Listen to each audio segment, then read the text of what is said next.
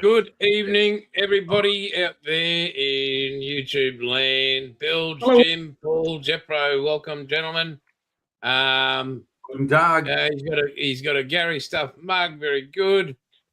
Just before we kick it off tonight, Talking about just kickoffs. a quick remembrance. Today's the 60th, exactly the day anniversary of the passing of my mother-in-law and my wife's mum. So yeah, just remembering her today. It's been a very quiet day. It's always a hard day today, and it's been a pretty somber kind of day. And yeah, Sorry for the family's loss. And my sympathies to Mrs. Bailey and her family and all her siblings, remembering Mom for the on their behalf.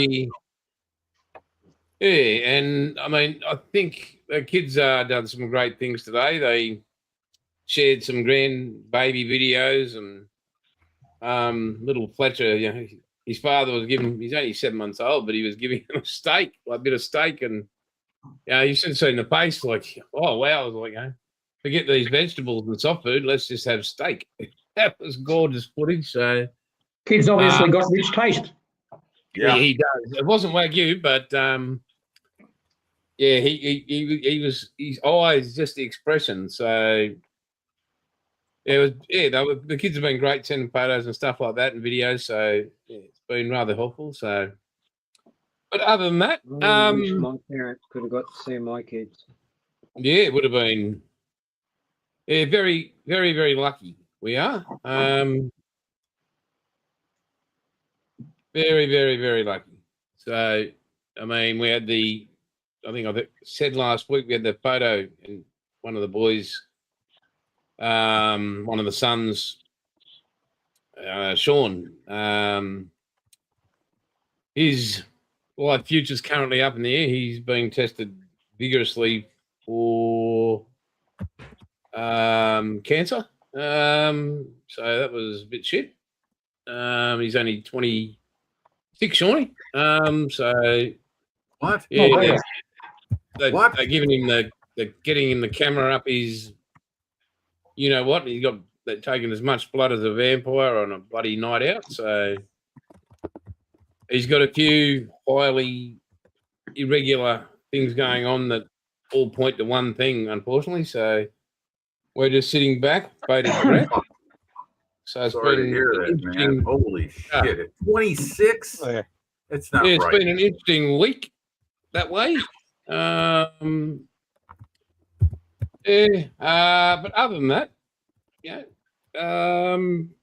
thank you anybody that turned up on Tuesday night. Really appreciate your support. It's great to have you there. I'd really like to thank Jeffro for the after show. Chat on the phone. I think it was about 11:30. Called a bloody. It was a marathon. Yeah, I think it was called to 12, mate. No, it was after midnight we were talking too, wasn't it? Yeah. Yeah. So You lose track of time when you're retired. yeah, it was great. So I do. it was great, and I'd just like to publicly thank the brother, for that. Solid. But we're going to go to a man in the middle of nowhere, unidentified area 51 is easier to find because it's at least on the map. We're going to our mate Bilge. I'm going to let Jimmy take control of that and all that sort of stuff, so he can do the live crosses and whatever. So, Jim, you have the comms for that, mate. We're bringing up people, so Thank you.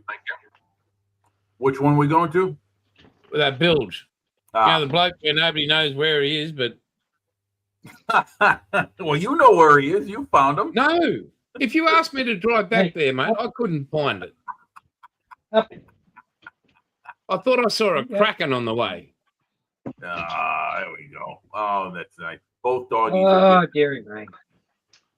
Well, unfortunately, the buffer is awfully annoyed at the fact that we let him win the last State of Origin. But besides that, 3/8 of all's been done, but I'm planning on trying to get the back section of the cockpit bulkhead done tonight. So the pieces are all there. I've done a bunch of dry fitting. Everything seems to line up. This is for the chopper, isn't it, Bill? It's a Sea King. Yeah, okay. But I'm not putting the big butt plug on it that the British had. It's going to be the Red Kangaroo. So that's what I'm working That's going to on. be a shock. This work-wise this week has just been, oh, come on then, Nate. Wait. Well, up. This week has just been a normal week of just eat, sleep, work, repeat, and trying to keep our CVD looking nice, which is a real pain in the fundamental because we just have a lot of undesirables, and unfortunately, due to what happened in 22, there's a lot of displaced people. So it just makes it hard, but we're just doing the best we can, and we just keep trying. So yeah. Unfortunately, they're in every town, Bill. They're everywhere. Yeah, we've got a little worse because so far, at a rough guess, I'd say close to 25% of the housing that was in our city is now gone. Like bulldozed, gone, uninhabitable. Why is that, Bill? Well, when you're talking about two-story buildings that have had water up and above the eaves of the second story, yeah. Oh, you mean the structures have been condemned? Yes. Ah, okay. Now I understand. All right. Well, shit, with that much water, I'm surprised they're standing. Believe you me, I saw a lot of houses that were no longer on their footings. Like, we're talking twisted 30, 45 degrees off their footings and laying on their side. Yeah. I see that around Mississippi when had some nasty floods way back, about 30 plus years ago. You saw whole houses just being lifted up and down the river they went. Incredible. I'd say it was close to Katrina, but not as bad. The amount of like destruction. Yeah. Because Katrina had the winds, we didn't have the winds, we just had the water. So how far are you off the coast? I'm roughly 25-30 minutes from the coast. No, I mean, what's that in kilometers? How far roughly? Oh, okay. Let's see. What is it? Hang on. Let me think. Let me convert. No participation from the studio audience, please. No, that's all right. I just need to think. I need to break it down. So 50 miles, 80K. So you're looking at probably 20, 22, 23 miles. Okay. From the coast. And the water makes it that far from the coast? Are you saying that? No, or the problem is we're a mountainous, like, we've got a lot of mountains. Ah, all right. Now I understand. Okay. They get funneled into basically our city is literally in a effing bowl.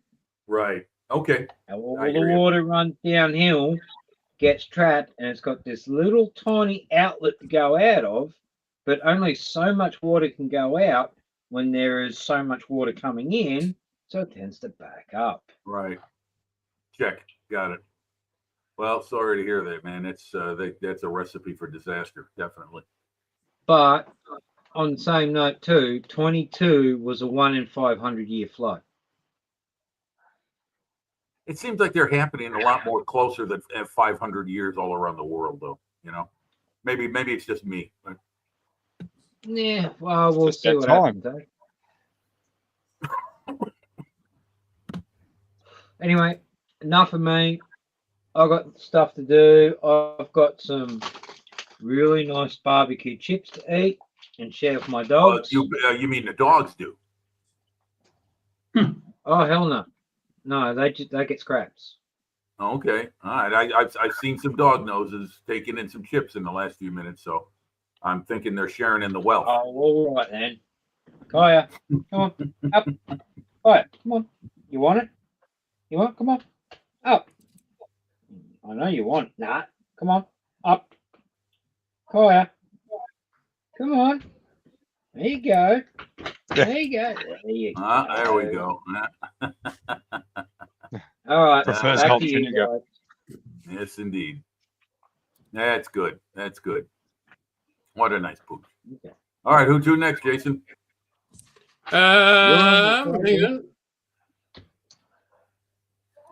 And I'll bring that back up here. Get rid of Bill Joe. Let's go to Paulie. For me, Mr. Price, Yes, Jim. you have the And con. it's just for Mr. Price was my father. Well, I was speaking in naval terms. Right, I'm still working on the Greif. Oh, Paul, before you go any further, I wanted to ask you a question. I put it in somebody's live stream chat. Do you have or will you build the Achilles, the 1/16 scale Achilles? Don't know if I will. Okay.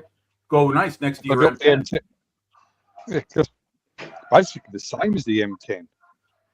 Yeah, but it's got its differences that make it unique, especially the 17-pounder.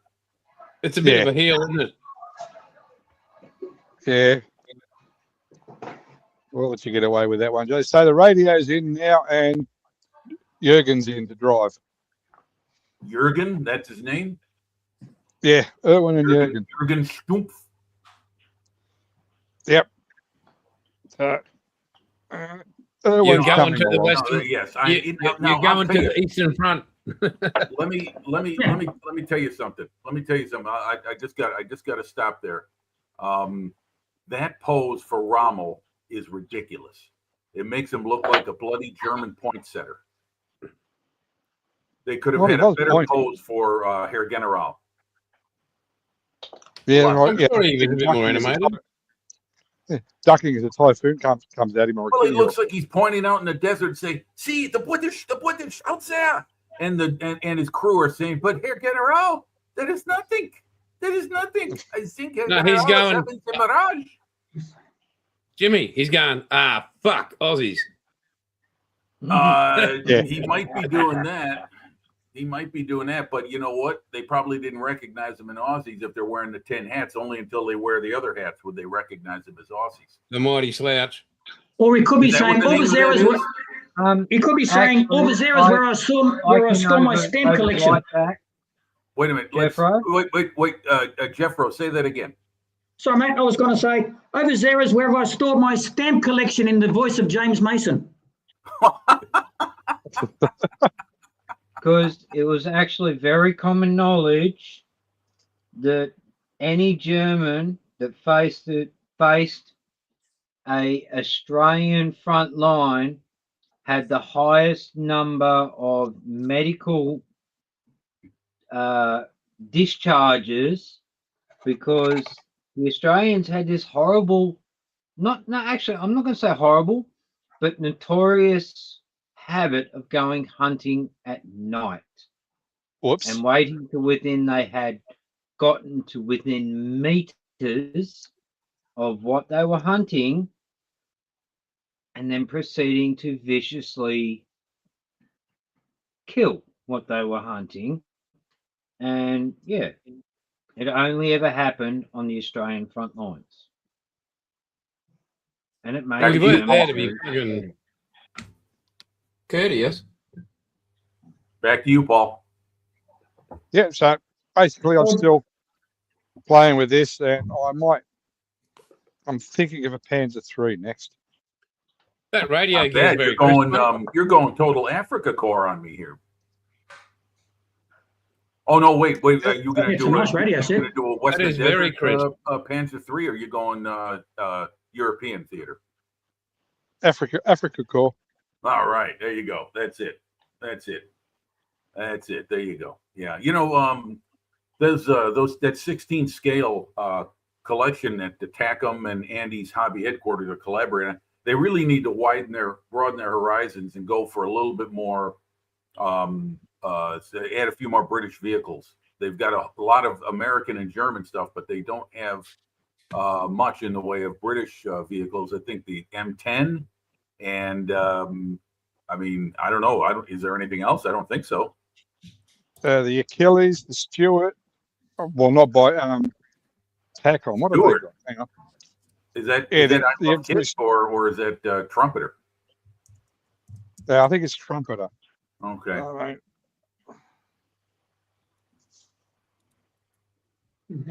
Yeah. Aubrey says, who doesn't love a Panzer III? I've noticed an increase in pre-war,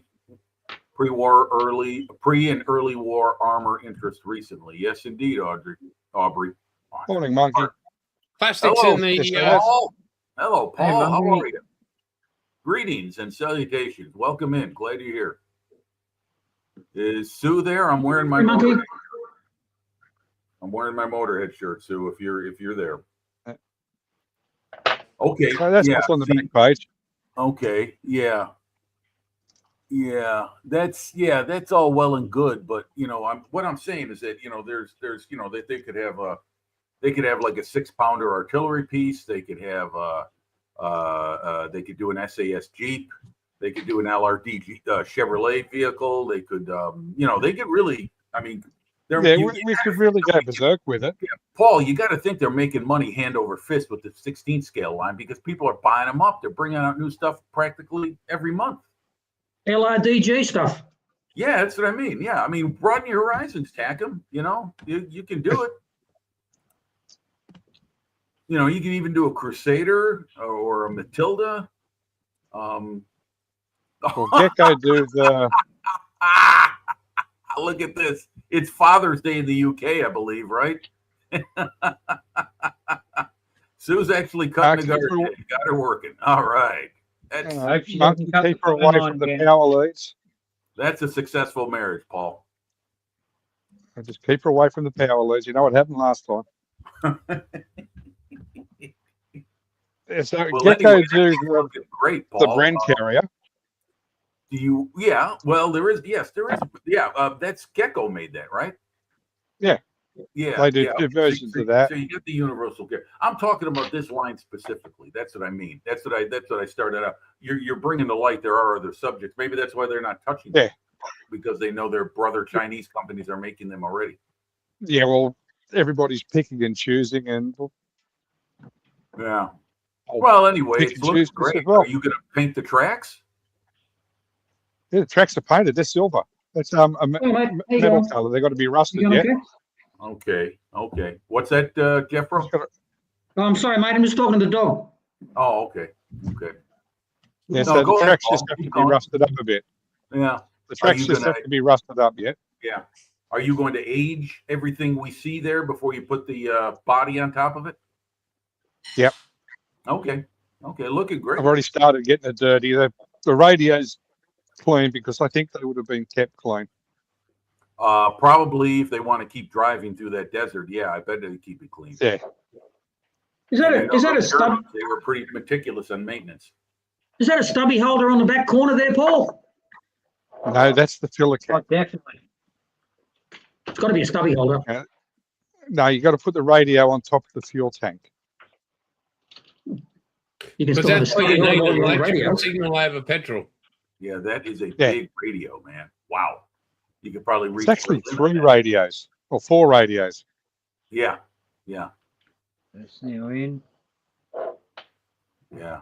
Very good. FM, one that AM, goes under the shortwave, dash, yeah. medium wave. Yeah. Yeah. Yeah. Can you pick up the BBC on that, Jurgen?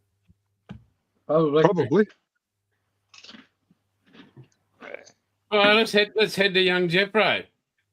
Oh, shit. Here you No, come. Jeffro. You took me by surprise as usual. That's my job. Well, Oh, I see a bandit tail around you. yeah. Well, round about this time of the night, I play a game with him throwing a ball down the hallway. And he's wanting to know why I'm not doing that. So he doesn't quite get the gist of live streams. I'm trying to explain it to him and he just doesn't get it. So yeah, I've been trying to do some work on my tiger moth this week because I got some more metal to do more of the rigging and stuff like that.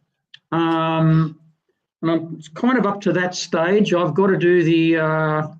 I don't know whether I sort of had it in my head that the main rigging would be thicker than the stuff that's goes between the struts, and so I used 0.4 for that, whereas for the other stuff I used 0.3, and I still think it's a little bit too thick, but the hell with it, I'm not going to change it. No, don't change it.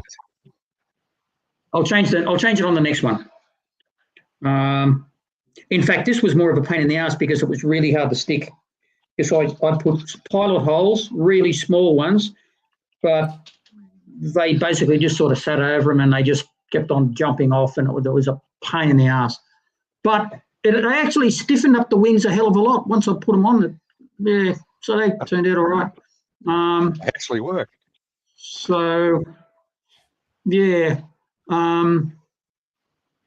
The ones between the struts there, I just drilled a hole. I drilled a hole down through the top, and once they were down there, they were really easy. But there's always just one. There's one problem child that just won't bloody stick, and you just got to put. It keeps jumping off, and you got to you put a bit. You flex the wings doing something, and then it just jumps off, and you think, oh, you bastard! And you got to put it on again and hold it down there and stuff like that. So anyway. So that sort of turned out all right, and then I'm just up to the. Thank you, Aubrey. I'm just up. Well, it's a first attempt. I've never done it before, and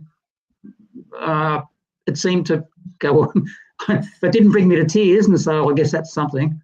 So now I'm just.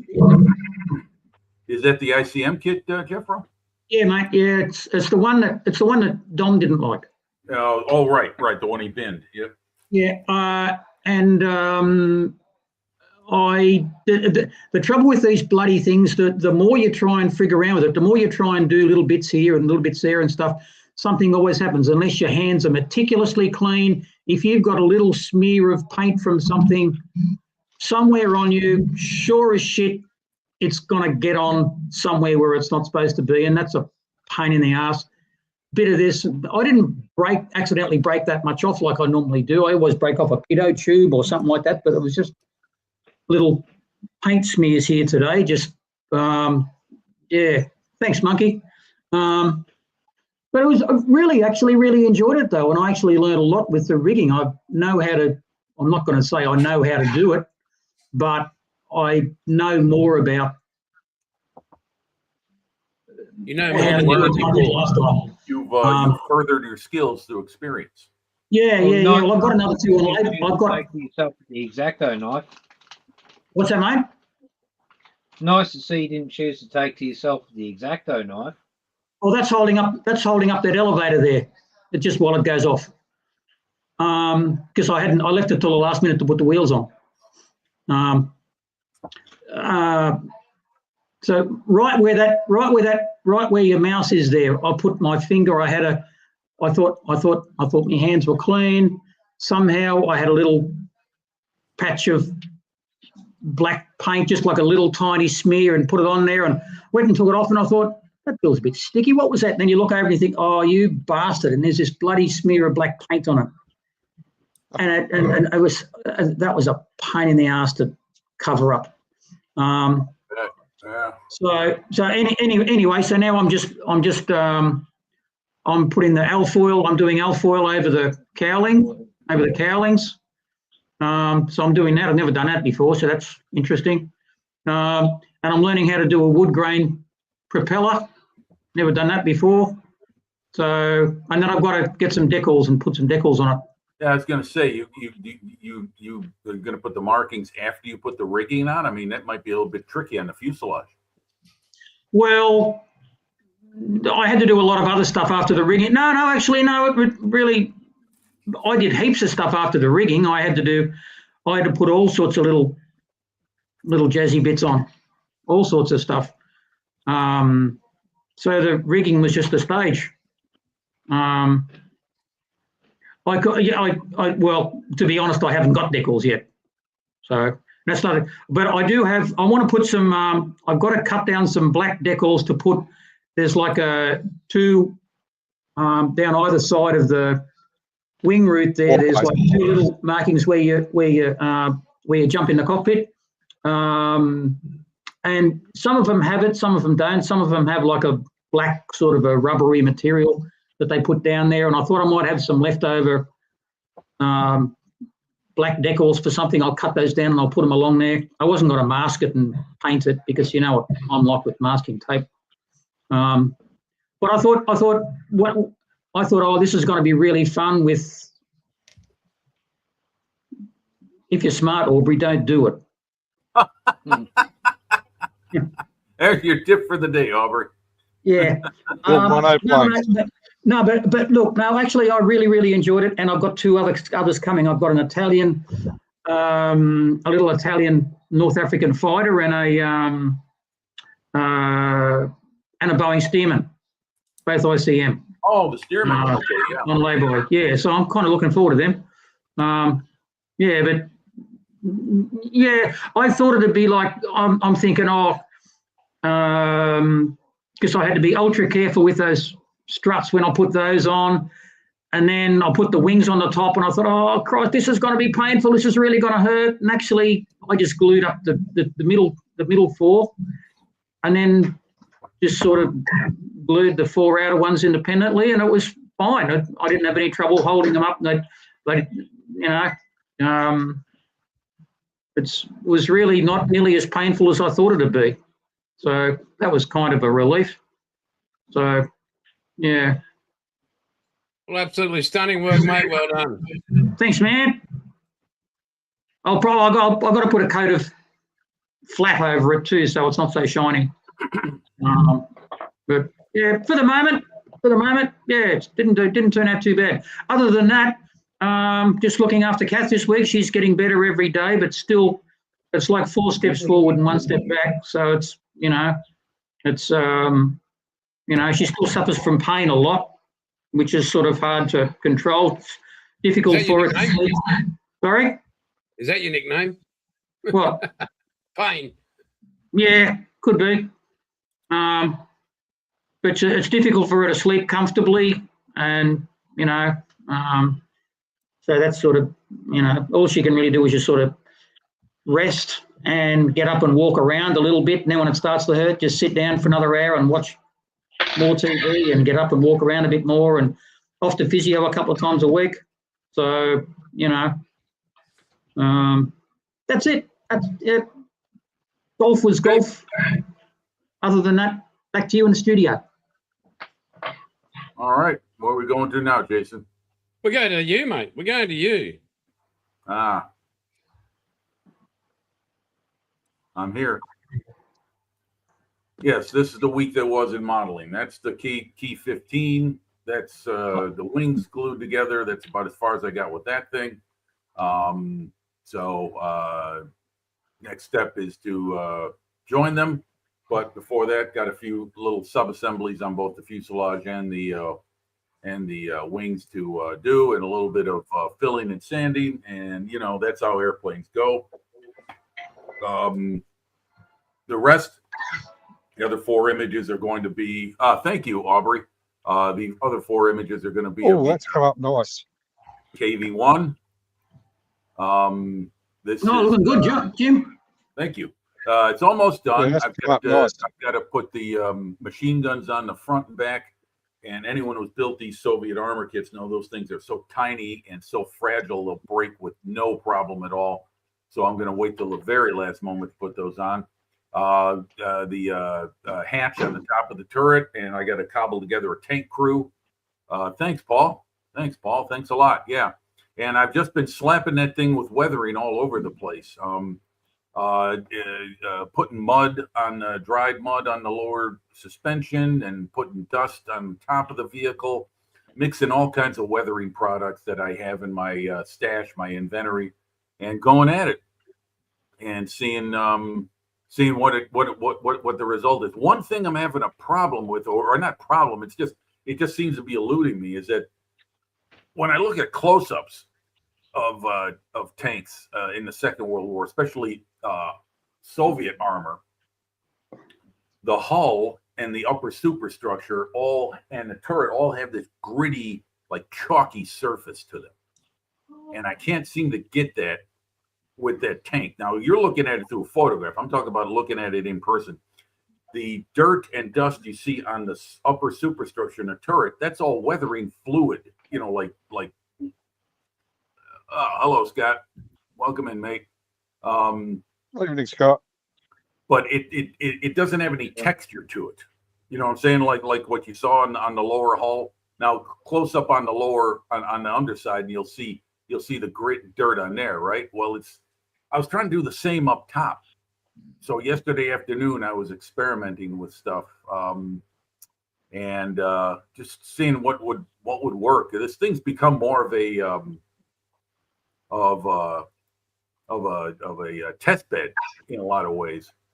But it's coming out nice. I love it. So there you go, Aubrey. There's a little help from Jeffro regarding the wire.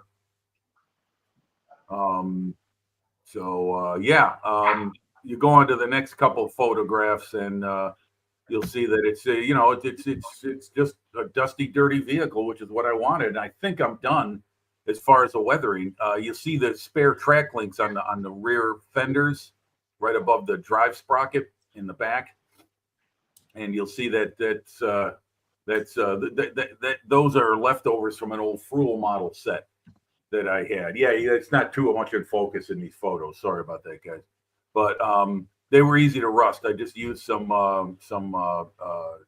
black in it or burnishing fluid, dipped them in there, let them rust, and now you can see the rusty texture on those metal track links. That's what I was trying to get on the vehicle. Not rust, but that same kind of gritty surface. And I kind of got it there right behind it along the side of the hull. But I just threw everything and anything at it. So That's a great look on the track, Jim. Thank you. Thanks very much, Jeffro. Yeah, it's been well, thank you, Aubrey. Thank you.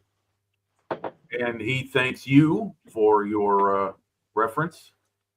Yeah, I'm just looking on YouTube here, trying to find the. I've got it on my playlist. There was one particular guy who was really good. He was doing an Italian Falco in 132 from ICM, and the way that he did that was really good. And I think I learned probably more from his video than any others, and it's what made me want to try one. So I'll just see if I can find it. I'll find the link and I'll put it up so you can have a look. One other thing I forgot to load the photos was Surface. Yeah, I'll give that a try, Paul. I've got a couple of test mules, and I'll go ahead and get that because I've got some Mr. Surfacer. I've got the 500, and I've got the 1000, and I'll give those a try and see what kind of luck I have with that. Anyway, what I didn't load was some photos from last Sunday's bike ride, which was fun. But it turned out at first it was a bit of a dogger because it was raining when I left home to head to the site, which is about 20 miles from where I live. Rain all the way. And when I got there, it was still raining, and then it would stop, and then it would start, and then it would stop, and then it would start. And around 8 o'clock, because I was supposed to be on the road by 6:30 a.m., by 8 o'clock, I said, the hell with it, I'm riding anyway. So I got thank goodness I brought along some extra gear to deal with the rain, waterproof vest and some sleeves, because it was chilly as well as rainy. And the first group, oh, hold on. Be right back, folks. Don't do anything. Be right back. See, this is what happens when you're not prepared. Hi, breathe. You should have gone before the show started, Jim. Hold on, Jason. Don't throw me out. Look at that old man hustle. Here we go. All right. This is about the only evidence I can provide right now that I actually did it. But Maybe you need a this is a she route wheel. map. This is a route map of the ride. It was done in 3 segments, and they were all those arrows you see on the paper were colored stickers that were on the roads, and they pointed at corners. Like if you're going 47 miles, you go this route. If you're going 100 miles, you go this route. Blah blah blah. Yeah, when a man's got to go. Anyway, it was done in 3 segments. The first one was 12 miles, the second one 23, and the third was 12. So you got 47 miles out of that, and it was they were just after the first lap, after the first loop, it got the rain had stopped by then. And so the road slowly dried out. So by the time I finished up, which was about 12:30 p.m., it was cloudy, windy, and cool, but the roads had dried out. So I made it. I was dirty. Well done. My bike was dirty, but I did it, and I forgot to load the photos. I've got 3 images that I don't have with me. So, which one was the best one of your picture of your bike on the back of a truck? I'd have to post that to you, mate. I don't have it. 'Cause that's where my bike would be, back of the Yeah, truck. I know. Your father would have loved it because it would have been easy peasy for him. I'm sure in Australia you don't have much level ground in Queensland. Is it a lot of No. climbing and hills and drops and stuff? But he's not mentally right, just like you. Like that's why the Well, internal combustion engine. nonetheless, I mean, what I'm saying is that this is mostly flat ground out here. There's not too much climbing or elevating out this way. We're called flatlanders by the cheeseheads up north in Wisconsin, because that's where the glacial line kind of stopped, was right around northwestern Illinois. And so you go up into Wisconsin and there's a lot of very high hills and valleys to go up and down over. But yeah, did it, had fun, great time, met some people, had some chatting, and rode through the rain, which was not all that fun, but I did it. So good for me. All right, I'm done. Well done. Now to you, Jason. All right, let's go to me. Cheers. Well done, mate. Well done. Rightio. First, this is for Bilge. Just got a couple of photos for him to sit down and suck on. There you go, Bilge. Oh, look at this one. This one will be for you. You can insert girlfriend where it says why. I hate it when my girlfriend wears this to bed. It's a subtle way of saying not going to score tonight either. And hang on. Get rid of that there. Sorry, Jimmy, bud. Sorry. It's Sorry, a subtle way of letting me know it's going to be another night without scoring. man. And oh, look, here we go, Bilge. There you go. Stuck on that, you absolute. Now, can I ask a question here, Jason, to you? Yep, Okay. Who won this State of Origin series this year? Queensland. Okay. Not And yet, yet, they haven't. and yet you're still pissing and moaning about it. No, I because thought- he made a bloody dumbass We- bloody comment. New thought South for a moment- Wales won the first game. Oh, tell him We the let story. Queensland win the second game, so now there God, has you're to such be a a wanker. third game. Fine. Tell him the truth, Bilge. How did you win the first game? How many players did you have to face for 23 minutes, you clown? Dead set. Don't let me get upset. Oh. You can wave all you like, mate. You've got a vlog. Jason, all you got to do is say to yourself, serenity now, serenity now. Oh, yeah, I bloody hate that wanking spirit they've got down there. Well, wait a minute. You guys won, and you're the one grouching and Because he said we let us win. Like after they got flogged. you Beaten know what you senseless. sound like? You sound like an angry headmaster that the student he didn't want to have passed. That's right. Absolutely. God bless us Got all. it in one, Jim. What's that, Paul? Got it in one. I'm an angry man when it comes to loyalty and passion. But anyway, let's get back to modelling. Overly So needy, I think. Anybody that saw that wasn't from this country has no idea what state of origin in what is No, about. I don't, but I'm Understand learning. there's two Obviously, things. very emotional to someone. Yep, there's two things in life: breathing and state of origin. There we go. Okay, so I have completed. Oh gods, you still talking about crap? Right. Okay, I'm not sure how good these are going to come up, and I have to be very bloody careful with them. Just going fishing. Right. Okay. So is this where I fuck the buffer up again and bring up state of origin? Nope. All Not right. this week. So these are the launches. Get up there. The Okay. only So we reason he's go. getting so upset is because he knows he's going to All right. lose. So the both third. of them, mate. All I'm hearing is blah blah blah blah blah. Sure. Just imagine if his team loses next time, Bills. Christ, won't you hear it then? Oh, good Lord. Oh, man. I think we Here can I am. do End of it. live stream. Here I am. I've diverted back to modelling. For a And change. what you're the ones carrying on. Good Lord, help me. God spare me days. Right, so, and these are me 40 Oh, millimeters, they which are I'm always continuing to Kryptonite, build. that's all, Buff. I'll build. We found your Can you go get a kryptonite. tissue and wipe your chin? You're dribbling that much fucking shit. Jason, Terry's letting you know where his feelings lie. Terry, Ooh. that's okay. At least that's all you said. You didn't say we let you win. Like, seriously.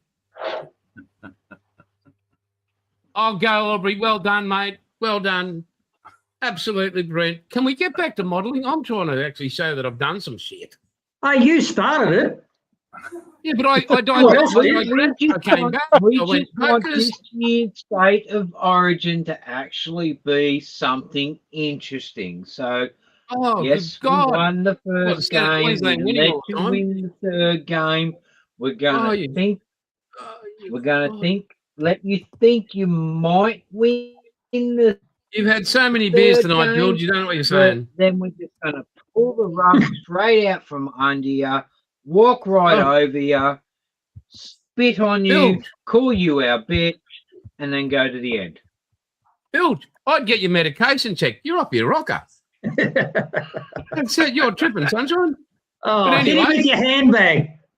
Ah, that's it. But anyway, so I'm back to those. They are very, very tiny. So here's the head of the I tweezers. enjoyed that. I needed a good And moment. there's, I compare that to the.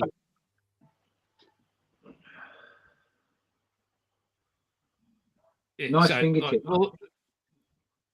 Here we go. There's my thumb. They're very tiny. Righto. Completed some more 40 mils here. I've done some more casing, lower casings.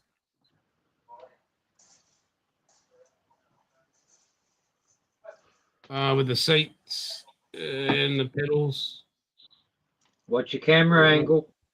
Yeah, Yeah. hang on, mate. You can't see it. There you go. Yeah, I know. I was just trying to pick it up without killing it. Come on, you little bitch of a thing. There you go. Got it. Perfect. Woo, that's nice. Yeah, so there's 15 of those little fuckers. If only Um, Queensland could get their game that tidy. and Oh, Jesus. God, Bilge. Serious. But anyway, so I've done another couple of shields here. So I've got 5 more of these to do of the bottom lower frames. Then the gun boper holders there, the rest of the shields, and then, yeah, these will all get painted. Well, I'm actually priming them tomorrow because there's a bit of work I've got. There's these are painted a navy blue, and the recoil is painted flat black. So yeah, that'll be the second lot. I mean, the whole, it's got a bit of paint on it at the moment, but yeah, so that's what's going to happen there. I believe this is a so this is a completed one without any paint on it. Get up there, you mongrel.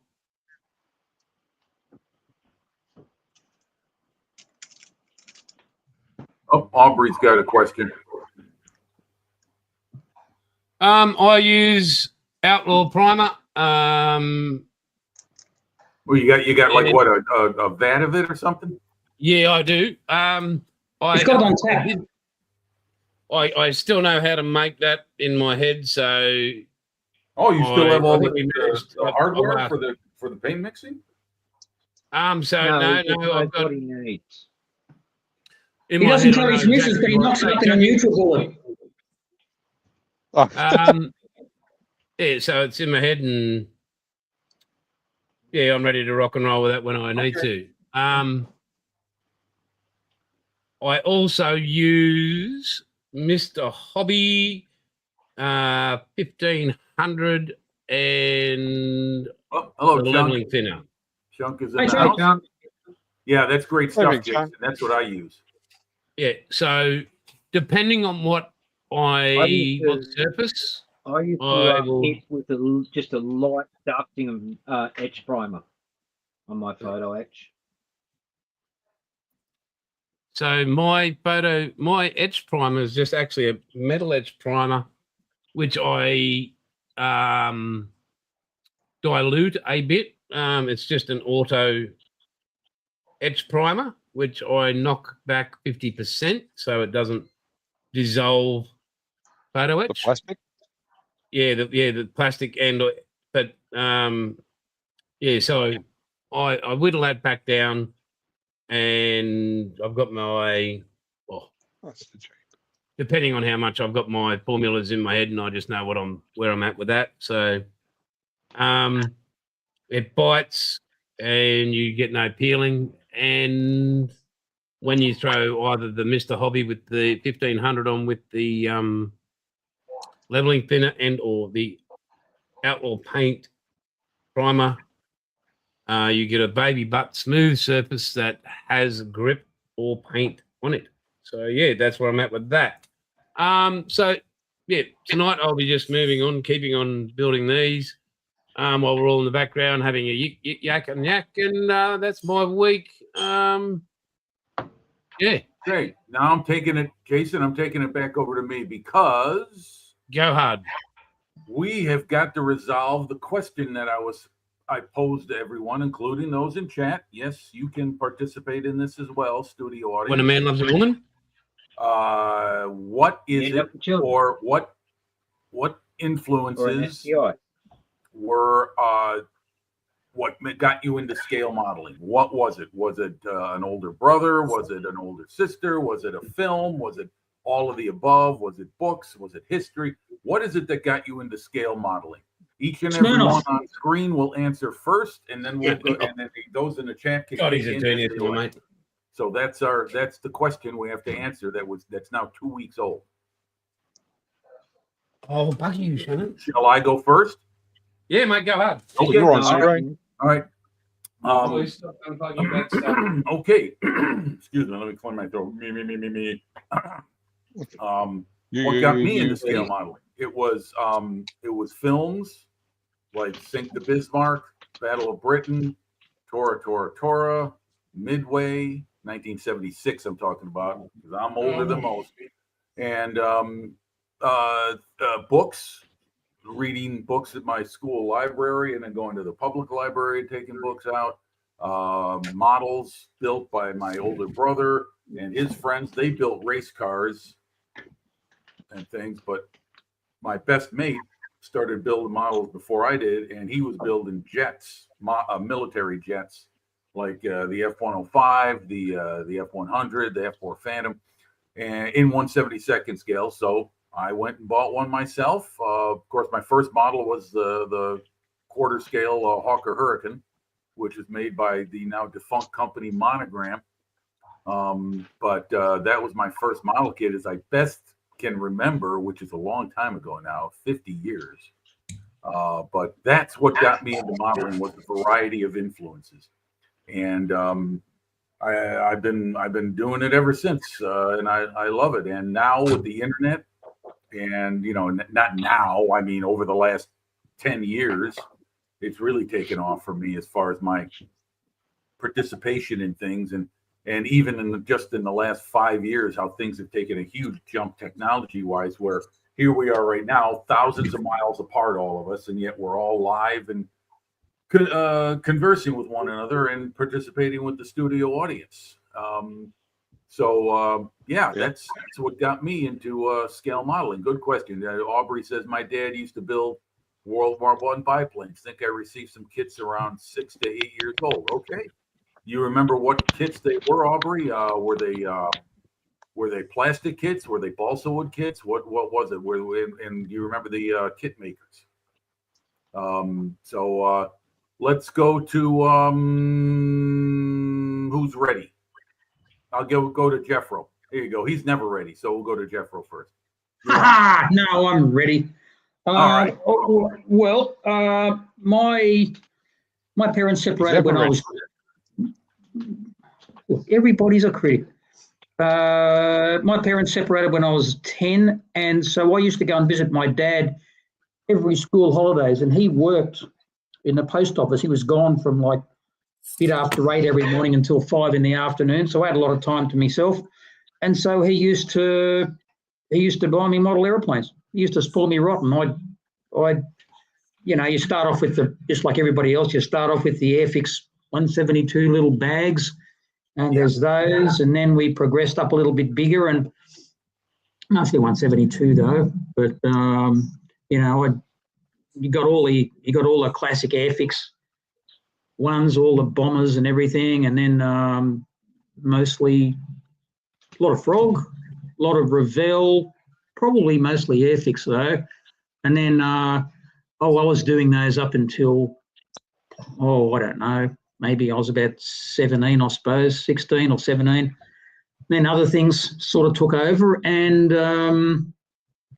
I think I might have dabbled in a kit maybe when I was up into my 30s, maybe 20s, maybe mid 20s. I might do the odd one. I remember doing I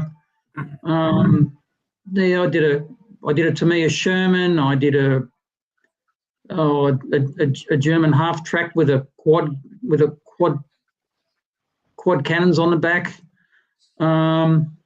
And then, just like all the rest of us, we all go off and do other things for a few years. And then since I've retired, I've kind of gone crazy, really.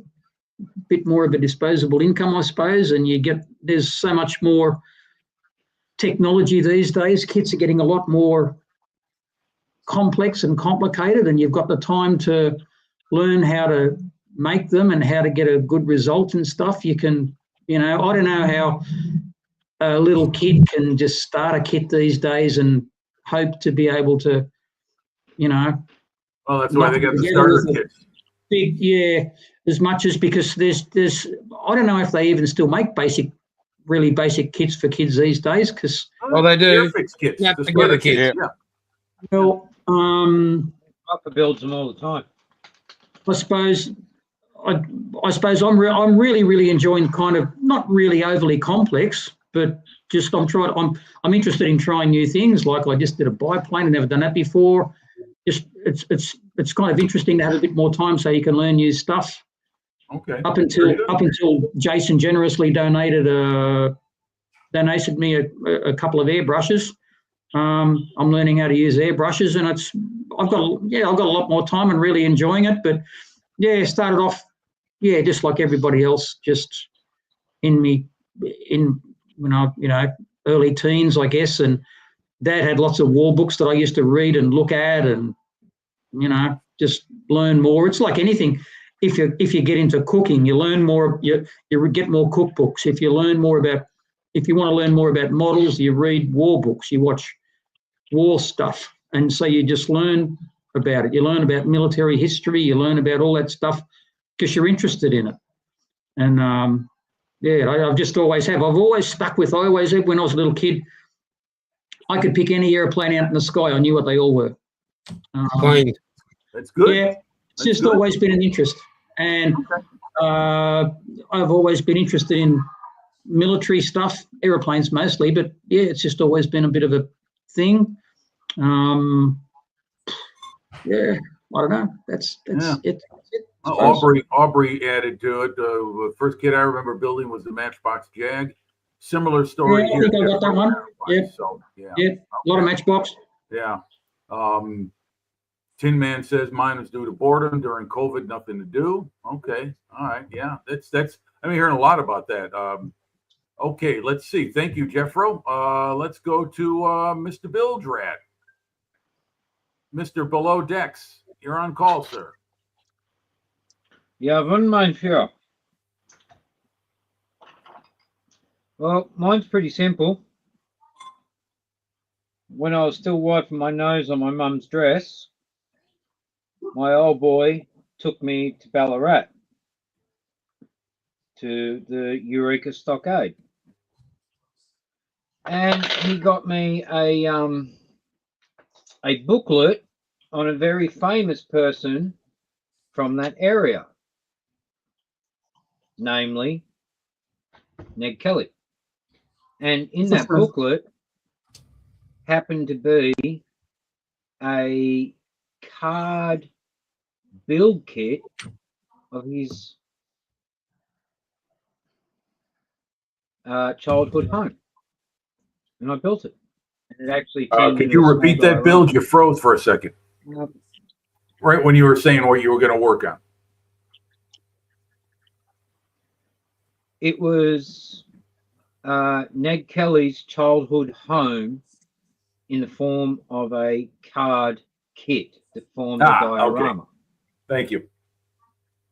And then after we moved to the coast, and I very quickly fell in love with the ocean, that next Christmas, he brought me the 1350 USS Sullivans. Sorry, Okay. the Sullivans. Right. And it just snowballed from there. So when you're today, what's your favorite subject of is it ships or is it aircraft? Is it are you eclectic with your choices, or do you like to maybe build something specific above all else? I can't walk past a red kangaroo. But wait a minute, Bill, before you go any further, but for those in the audience, can you explain what that is?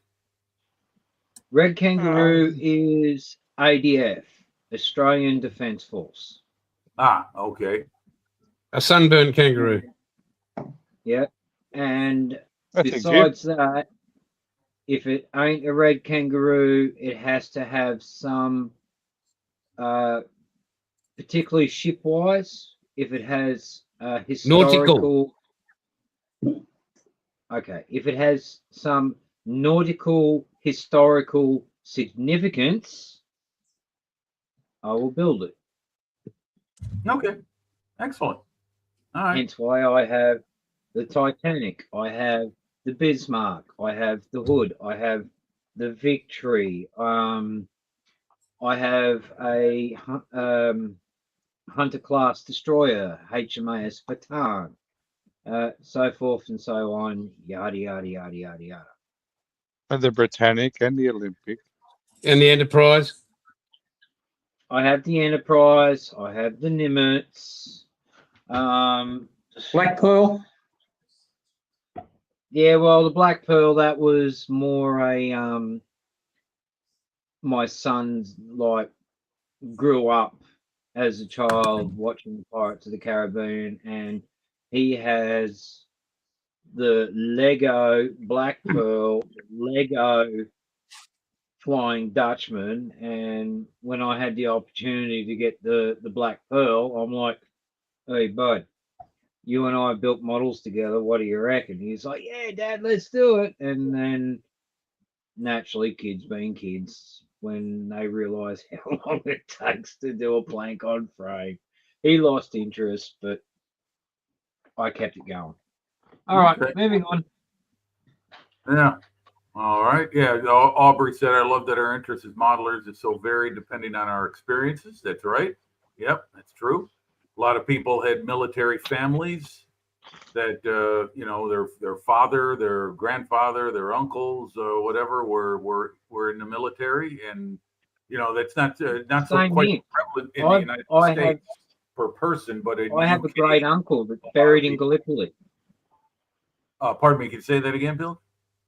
I have a great uncle that's buried in Gallipoli. Yeah. Me too, Bilge. My grandfather fought against Rommel. Right. My The father Ninth drove. Australia. Yeah. My father drove Centurion tanks in Vietnam.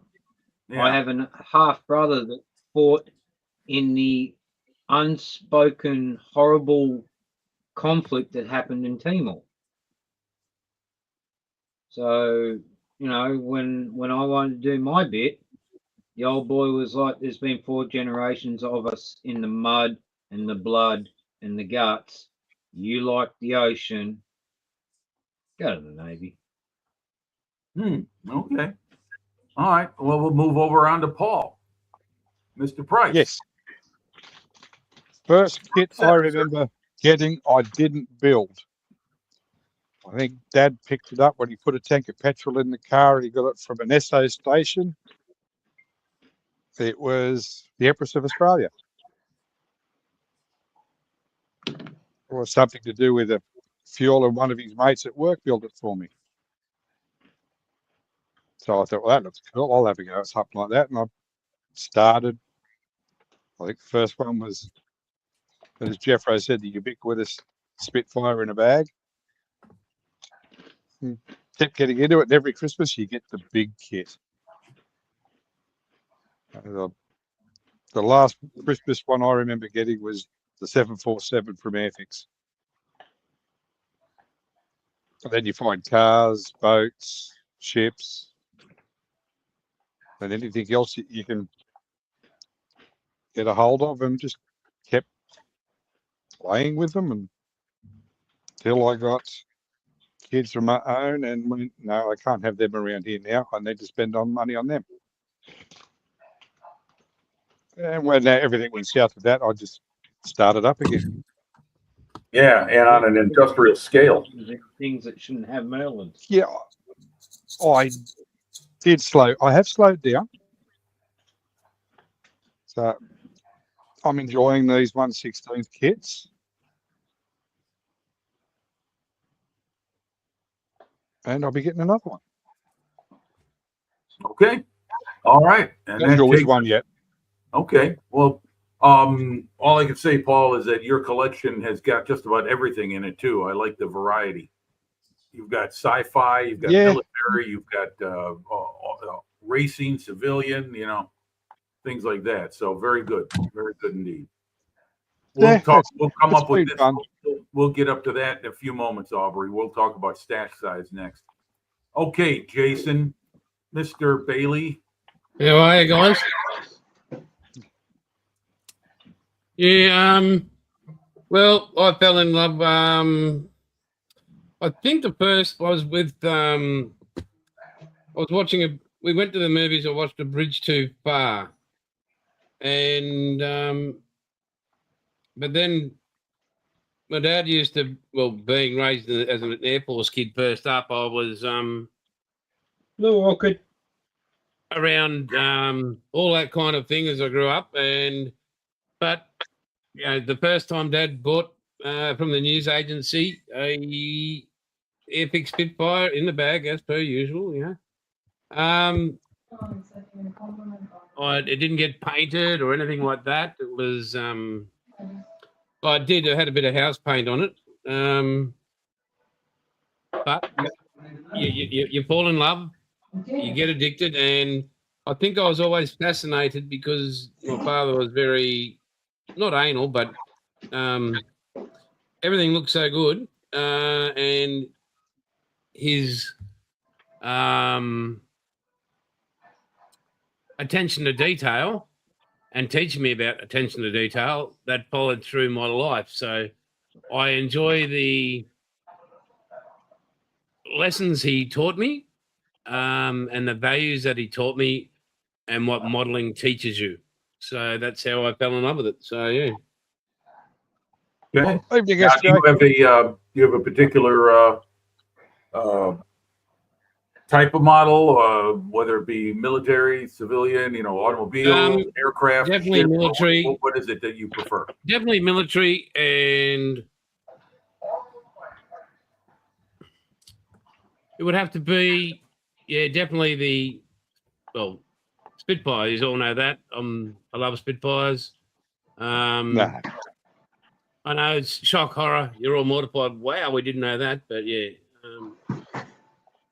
But yeah, I just, and then when I I got to see the movie The Battle of Britain, and life just changed, and that was, and I reading a Douglas Bader, Reach for the Sky.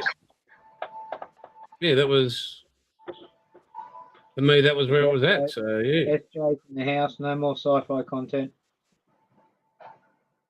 Yeah, so yeah, that's where I fell in love with modelling. My Okay. father had so much to do with it. It wasn't my military service or anything like that. It was, although we all, like Bilge's family, we all served, but it was, I just found it fascinating to build something, what it takes, the dedication, how you want it built. And just like life, the result's pretty much in your hands. And whether life goes shit, it's up to you whether you want to rebuild or you're just going to lay down and... The MF ain't visible. Sweet. You just keep on going. So... Okay. All right. Yeah. Very good, sir. All right. Well, I was going to say, exit solo layout. Now we're back to group. Okay. All right. Well, I forgot to mention one other thing. Let's see. What do we got? What did Aubrey just say? Aubrey said, I won't mention the 400 here then. Okay. SJ's in the house. And Sarah James says, Bilge, I like sci-fi, just not the two band crap, which are designed for the brain dead. Okay. We won't mention those. Well, yeah, I was making sure that the MF ain't in the background because I can't afford a bottle of Malibu. So, Sarah Jane, the question is, what is it that got you into scale modeling? What influences in your life as a youngin' brought you to start building plastic kits? At what age did you do it?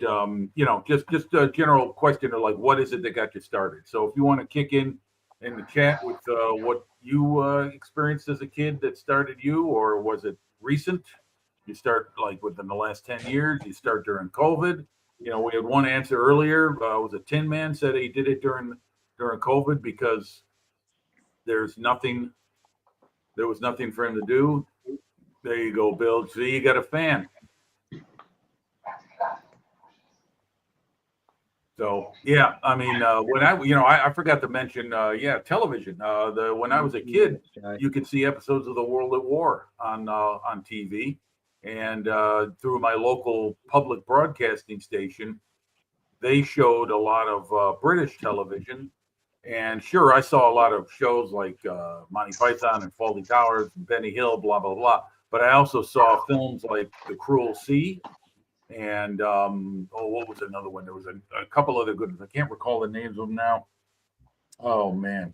But anyway, then there were Hollywood films like The Desert Rats, Richard Burton, Robert Newton, and then of course my first one was The Charge of the Horse.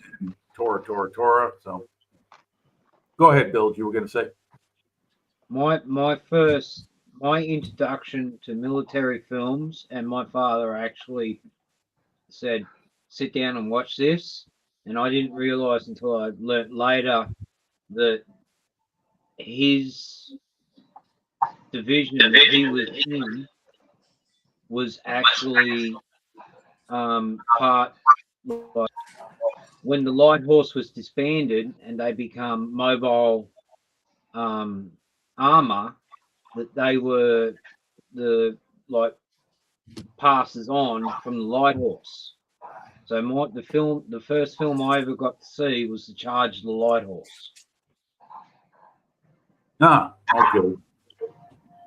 Charge of the Light Brigade? Light Brigade, but we all know it as The Charge of the Light Horse. Okay. More than 40,000 horsemen, Bilge. Yeah. Yeah, I saw that film. I don't know what you're talking about with Trevor Howard and John Gielgud and Where they take Bathsheba. it's been a long time since I've seen it. I only seen it once, but it was a good film. Yeah, the last cavalry charge of modern warfare. They filmed that in the Stockton Sandhills, north of Newcastle. What did all Really? the four-wheel They did drives that? do that weekend? They did that in the United Kingdom?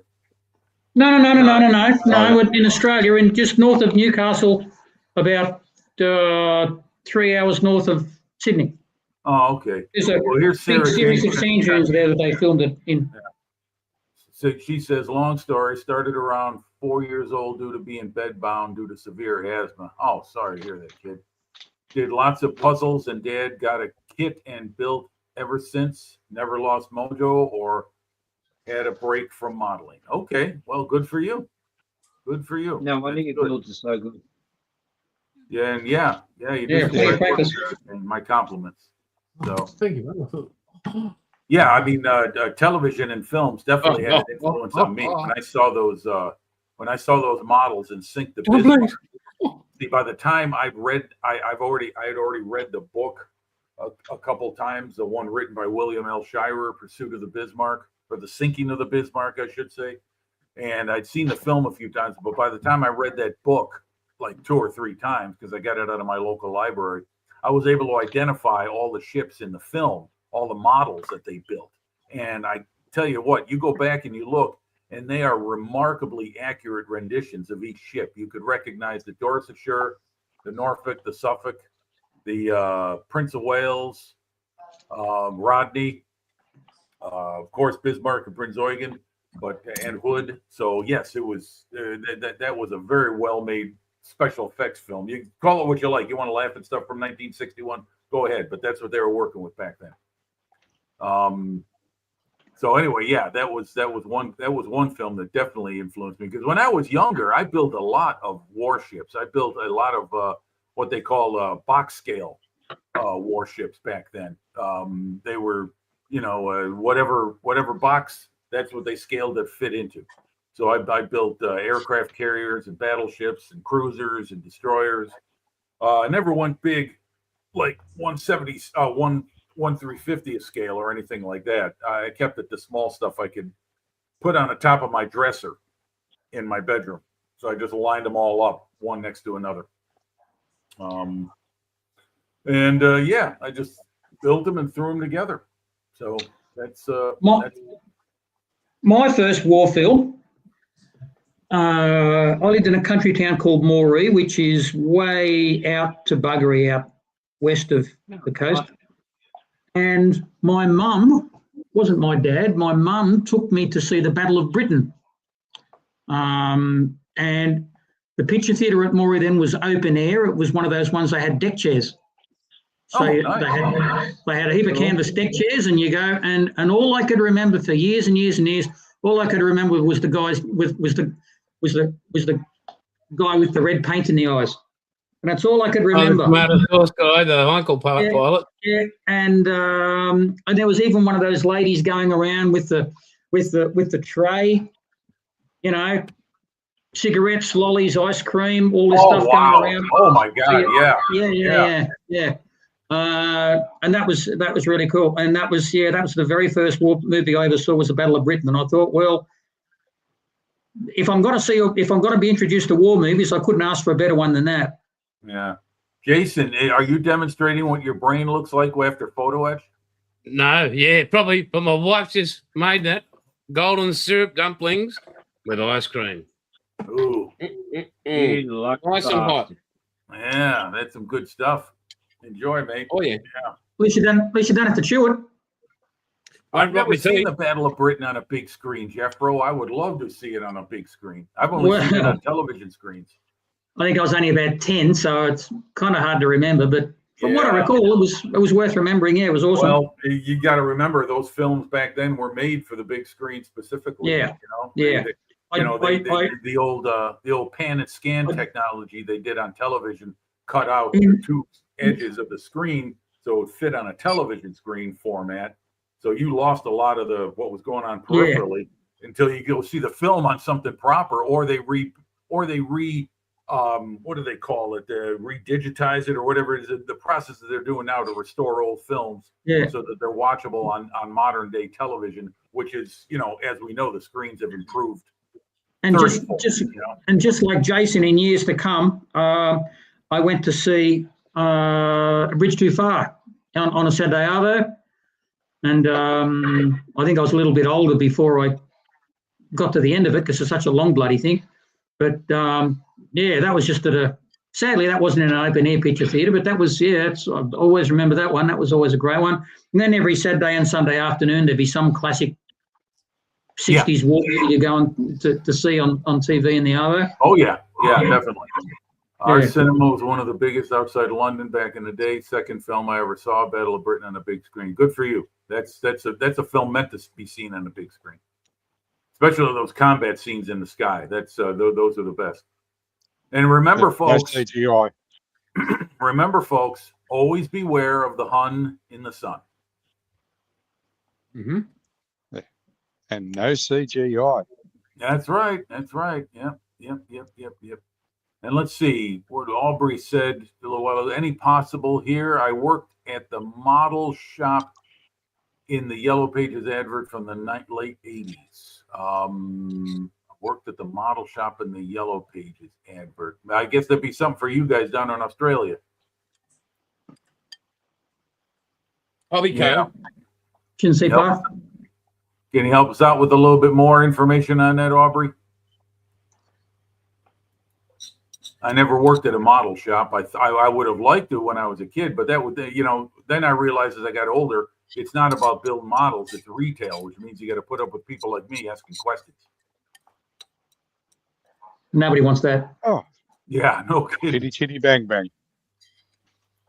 Yeah. I remember that one. Chitty, Even had chitty. the halftime break to change a film rollover. Ha ha ha. Yeah.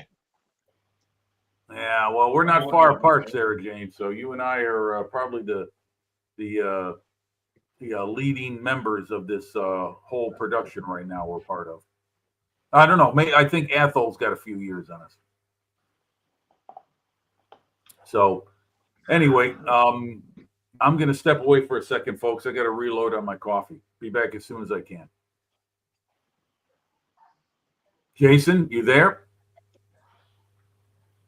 Nope. I need Back to it set off. my navigator. He stepped away. I guess I'm going to stay then. Probably got his mouth full. Because then if I step away, Jeffro, you're going to be the only one on screen. Paul's got his camera on his workbench.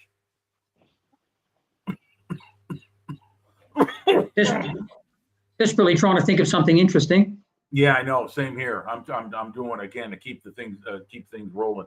Anyway, All right, I've got a question. so what's the latest? What is the latest hot item kit that's got you interested to buy? Oh, I've got one for that. Sarah Jane, I'm going to be 62 in a couple of months. So, Oh, by the way, I yes. wanted to tell everyone happy birthday to my beloved dog, Yes, Bear. yeah, you're on. He's 8 years old today, or yesterday, I should say. So, we That's spoiled good. him with some birthday biscuits and some birthday cake. So he had a wonderful I day. just reached her prime. She's like a beautiful fine port. Let's see. Beautiful Aubrey sea- says, "Yeah, story. Autocorrect stuffed me up. There is a famous English advert filmed at the model shop I worked at." Oh, okay. All right. Okay. Thank you, Aubrey. Okay, thanks for clearing that up. Thank you very much. A famous English advert filmed at the model shop I worked at. Cool. Very good. I don't know what that is, but Yeah, you can tell looking. us. kit I'm looking forward to is the new Edward kit. Sorry, new what? New Edward kit, What, the Catalina? the 148 Catalina. I've got that already. I've got the Ooh. Pro Modeler version of it.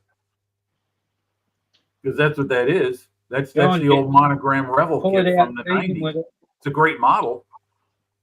Yeah. It's a great model. And you're going to get a shitload of markings and, Pull it out, and, whack it on and the photo bench, etch to tease go him along with with it. What's that, Bill? Now we were talking. He wants you to I'm tease saying, me pull with it out, whack it on the bench, tease him with it. I got to dig it out of the closet, mate. I don't know what box it's in. It's buried. Put it that way. Because well, it's they a big were- box, it's always going to be at the bottom of whatever box it's in. Whoop, whoop, Yeah, whoop, they were teasing this morning about the MPV kit that's being released soon. They have a 132nd F111C. 1/32 scale F111. That's going Yeah, to need trouble its is own it's all hanger. resin. God. It's all resin.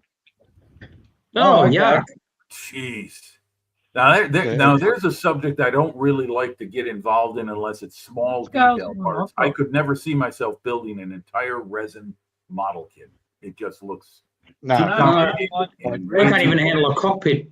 And I don't like that. I don't like that Yeah. resin dust all around me. I don't care how safe I Yeah, am. oh, with it. Mask, gloves. the thing I'd worry about it, Jim, is it's supporting itself.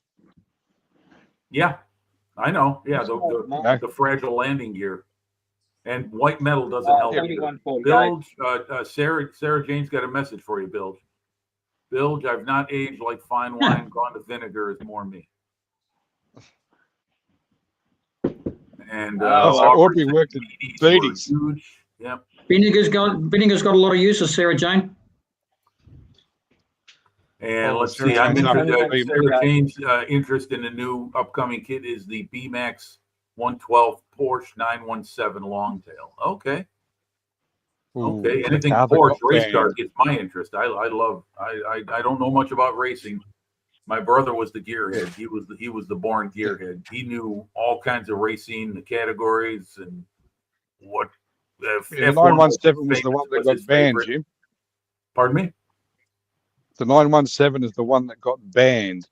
Oh, okay. Well, I still don't know what it looks like. So if someone has a photo we can post, go right ahead.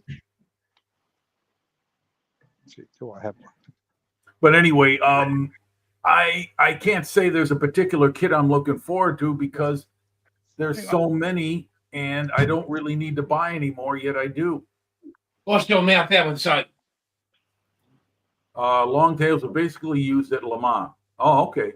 Okay. All right. Thank you. It was the only way they could keep them stable. What was that, Paul? It was the only way they could keep them stable. Oh, you're going all staticky. Check your mic. What do we got here? Jim, if you've seen the film. Yes. Okay. The Gulf. Yes. My brother had I think my sister has it now, a die-cast model of that.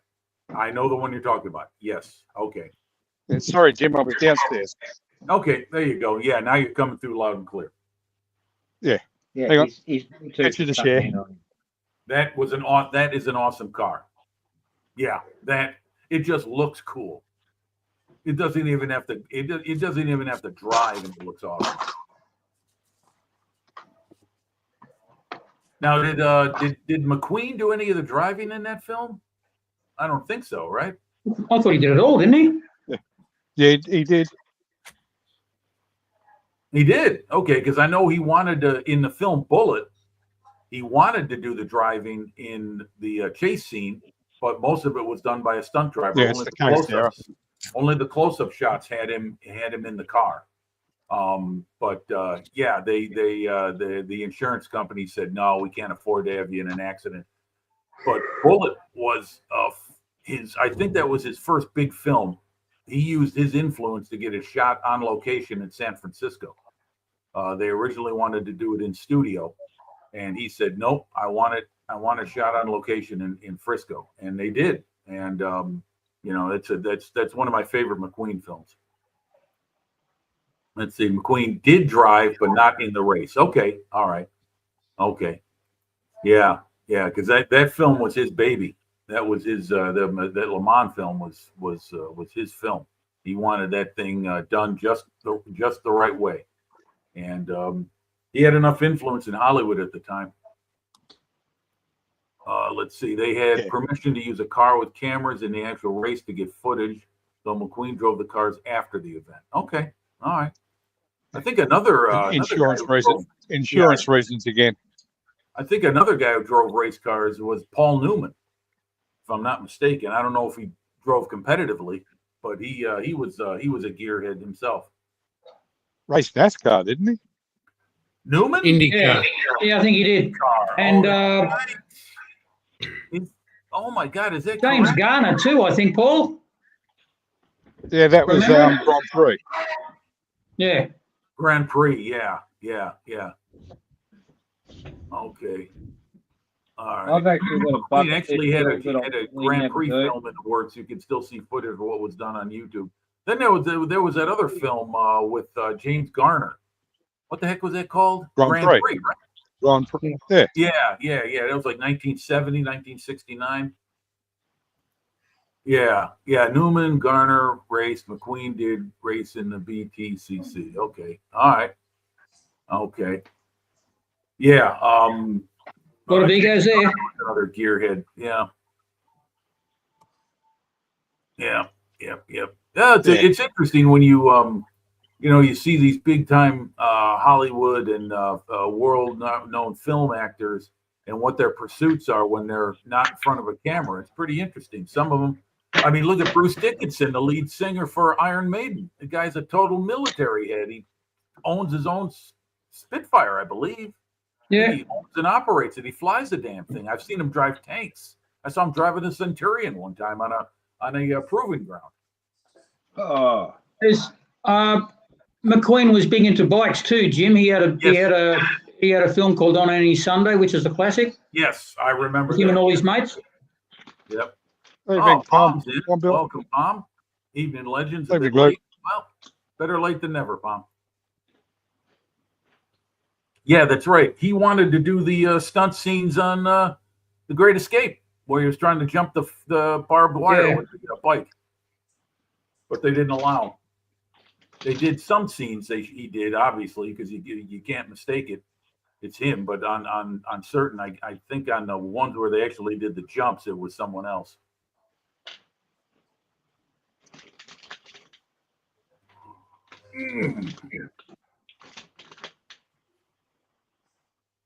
When they were approaching the scene where he jumps over the barbed wire near Switzerland, that the barbed wire is actually little bits of rubber, and they had everybody on the crew that wasn't doing anything.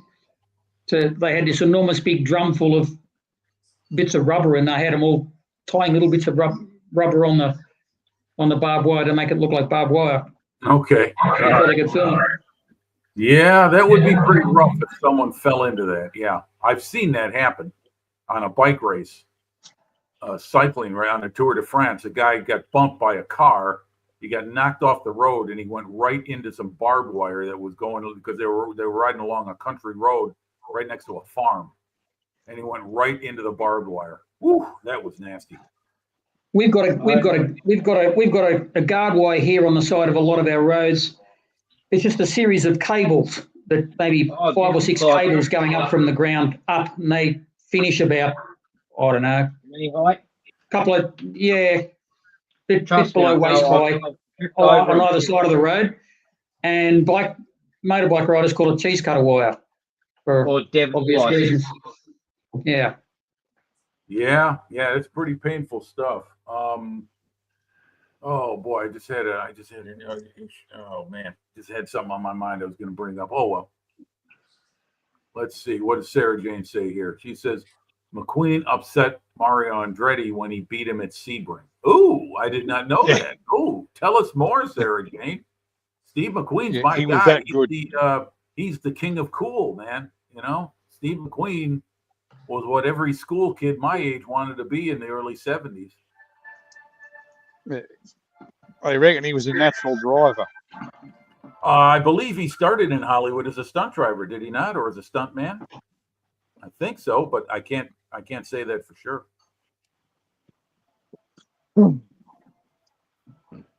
Oh man, no, I had something I was going to bring up and I forgot completely about it. Oh well, it'll come to me later. The cost of growing old. We're talking about accidentally riding into barbed wire fences because I had Yeah, a friend I know, but it wasn't that. in, It wasn't that. in primary school. He was riding his I think it was an RM80 at the time, and the throttle jammed open. He was on a downhill run with a 90-degree turn at the bottom. He was Ooh, not making the turn. And the only thing that saved his life was the fact that the fence had only been replaced the day before, but the barbed wire had not been strained yet. right. Ooh. So, yeah. The surgeon said he was 4.5 mil from ripping his windpipe open. Whew. Like he ended up with 1,500 stitches What? after him and the That bike sounds, I went. mean, that's more stitches than Frankenstein. Him and the bike went through the fence sideways Cool. because he tried to make the turn, but Lucky indeed, Through the Aubrey. fence. Yeah. Boy, they.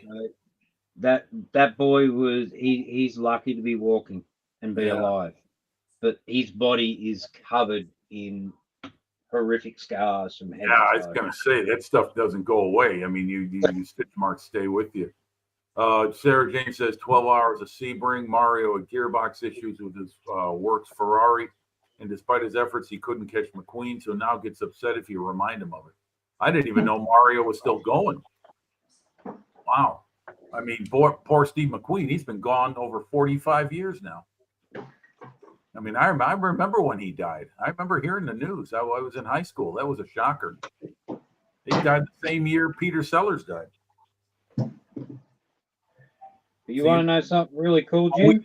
But no one knew at the time that he had been dealing with this cancer issue from the asbestos he was exposed to in his years in the service, and that's what happened to a lot of servicemen in the 50s. You want to know something really cool, Jim? Inform me, Bill. It didn't stop him from riding motorbikes. Pardon me? It did not stop him from riding motorbikes. Okay, well, huzzah to him. Huzzah! Yeah, Even though that horse tried to buck him, he punched it in the head and then got straight back on it. yeah. Let's see. What's this? Sarah Jane says the races around 1970 as the 917s were used. Ah, okay. Yeah. You know, the story of the 917 is similar to what happened with the Superbird in NASCAR. The Superbird in combination with the 426 Hemi was so good, it was winning so many races that Chevy and Ford cried foul, and NASCAR outlawed it. So the car was only there for a couple of seasons, and then it was gone from the NASCAR circuit. Yeah, Richard didn't Petty, they change the capacity size, Sarah Jane? what's that, Paul? I think they changed capacity sizes. Because the engine in the 917, I think, was it 6 litres? A 6-litre V12, flat 12. Okay, Yeah, they were dangerous. 'Cause Sarah Jane says the 917 didn't last long as they were too dangerous, and as Paul says, were banned. Okay, were they banned because they were too dangerous to drive? Well, you could pick the thing up, Jim. A big risk of accidents, I should say. Well, you could pick it up. Oh, you mean it would go flying? No, you could physically pick it up. Oh, is that light? Yeah. And they would have 500-600 horsepower in the back of it. Too light, too fast, as Sarah Jane says. Okay. Never forget Nigel Mansell in 93. Okay, what happened in 93 with Nigel Mansell? He raced IndyCar. Didn't he get his legs No. removed in a car accident? No, Or am I No, thinking of somebody else? Nigel It retired. was Senna, wasn't it? His must, no, Senna his died. mustache was too heavy. Senna died in his accident. No, The guy you're talking about, I can't recall his name, but he actually died this year. He actually got Wow. he They got were hitting returned. 200. I'm sorry, Paul. I'm sorry, Jason. They were hitting 240 miles per hour at Le Mans in 1970. Holy moly. I can't imagine taking a turn at 204. I mean, I know they were gearing down for the corners, but man, oh man. Wow, 240. Fuck, there were airplanes in World War II that didn't go that fast in the air. Okay, here it is. She says Mansell was F1 champ and IndyCar champ for 2 weeks at the same time. Well, Sarah certainly does know her auto racing history. I like that. My brother would love to have a beer with you, Sarah Jane. He was a big time gearhead. Unfortunately, he's gone. Been gone for a long time now. But and the world lost a good guy when he passed. But he was a gearhead. I think it was born gearhead. He had he crewed. My brother, when he was about 12 years old, worked as a crew member on a funny car in our that was stored in our neighborhood. He hung around the guys who were working on the car long enough that they said, "Hey, kid, you want to come along on a road trip?" Mom and Dad said yes.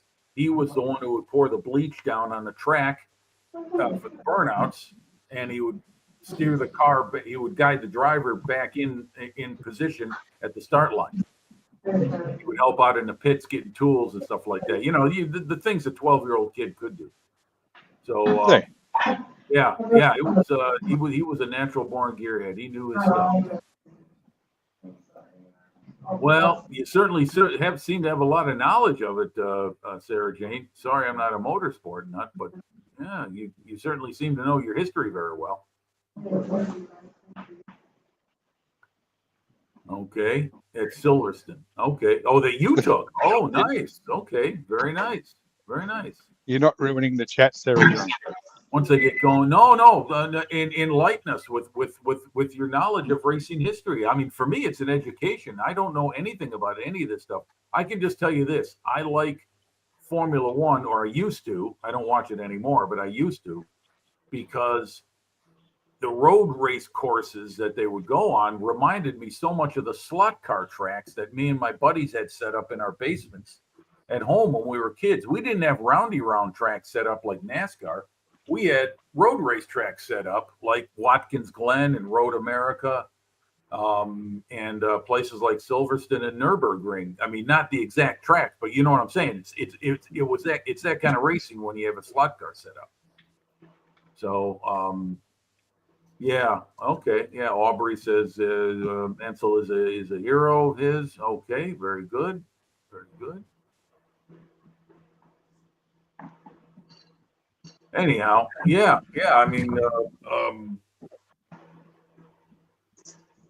yeah, I like. You know what I like about Road America and even the Brickyard 400 is when NASCAR runs their cars there.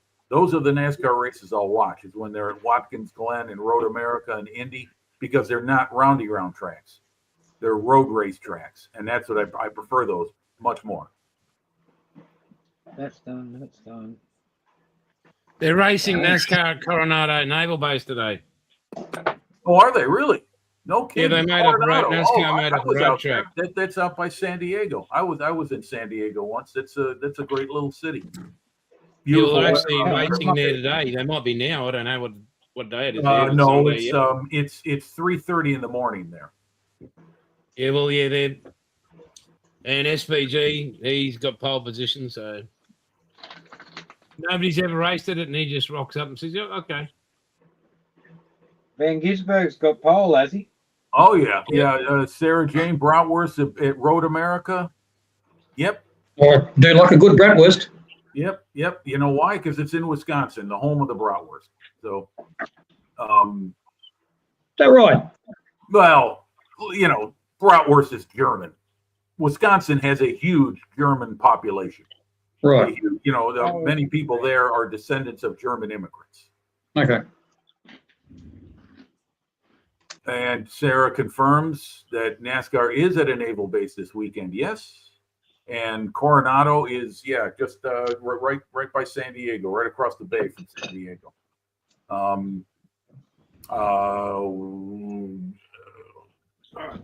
Yes, Road America. A friend of mine who's a retired police officer. He is a volunteer flagman at Road America.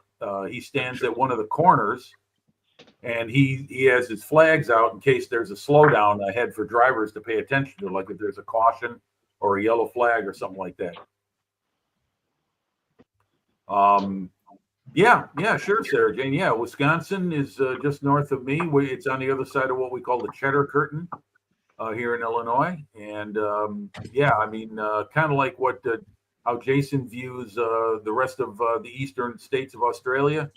That's how I view Wisconsin. It's a foreign country within my own country. So,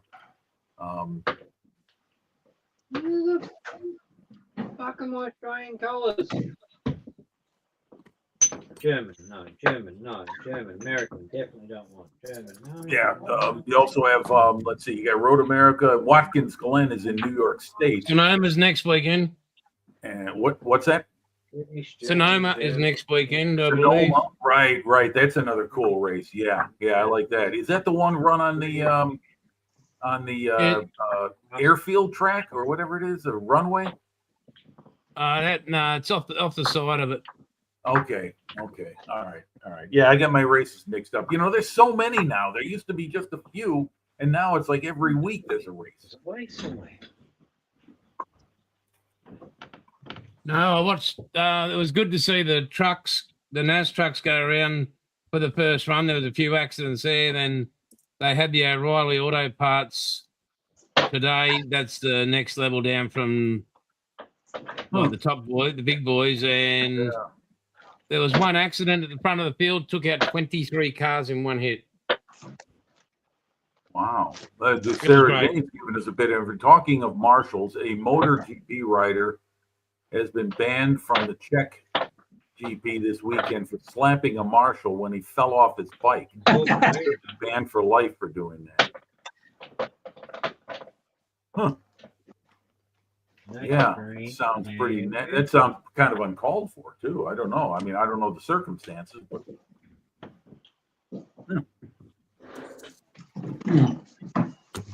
Could have been a minor kerfuffle. yeah. But you know, in the heat of the moment, people get excited. You know, that's the one thing I don't like about advertising here in America for NASCAR. It used to be they would show you the clips of the race, like the guys taking first place and the big turn coming into the finish. Now it's like they're promoting wrestling. It's all these images of drivers fighting each other in the pits. You live in an angry country, Jim. You have to face it. I understand that, Jeffro. We live in an angry world, but the fact is that, you know, you don't have to market it that way. But unfortunately, you know, that's part of it now, and that turns me off, to be honest. Marshals were picking up his bike, but marshals are volunteers and not paid. Right? Should have more respect for that. Exactly. Yeah.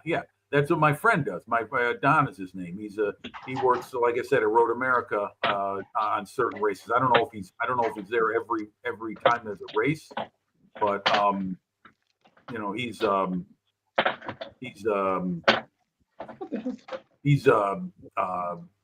volunteer. So he's you know, he does the like I said, he's one of the flagmen. So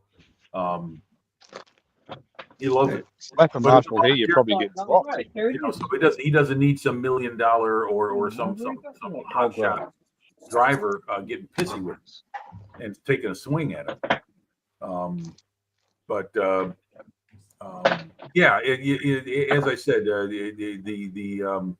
now I don't know if they're doing that anymore, Jeffro, as far as how they market the product NASCAR, because things are changing here in the way a lot of sports are delivered. In other words, where you can find them now, it's almost all on streaming service. I think Fox Television has lost their NASCAR contract. I'm not sure. No, it's still on Fox. They're still on Fox. They're also on Amazon Prime and on ESPN. Well, ESPN soon is going to be going total streaming service. You won't get it on your but cable is going by the way of the dodo bird anyway here in America. But all sports, you know what we're talking about here, everything we're talking about was all once available on your Rabbit Ears television set. It all depends on when the programming was set for. I'm gonna have to go. All of it. Yankee. It's a sign of the times that it's now all pay-per-view, literally. I mean, on occasion you see certain events that are on quote unquote free TV, but there's not a whole lot anymore. I mean, very, very few. For instance, both my local baseball teams have got cable channels that you have to tune into to get the majority of their games, and then they splinter some of them out to pay-per-view, like Apple TV or I can't remember who else. But yeah, that the face of sports broadcasting is changing. I mean, in Canada, they just had a major shift. CBC, Canadian Broadcasting Corporation, no longer will have Hockey Night in Canada on Saturday nights.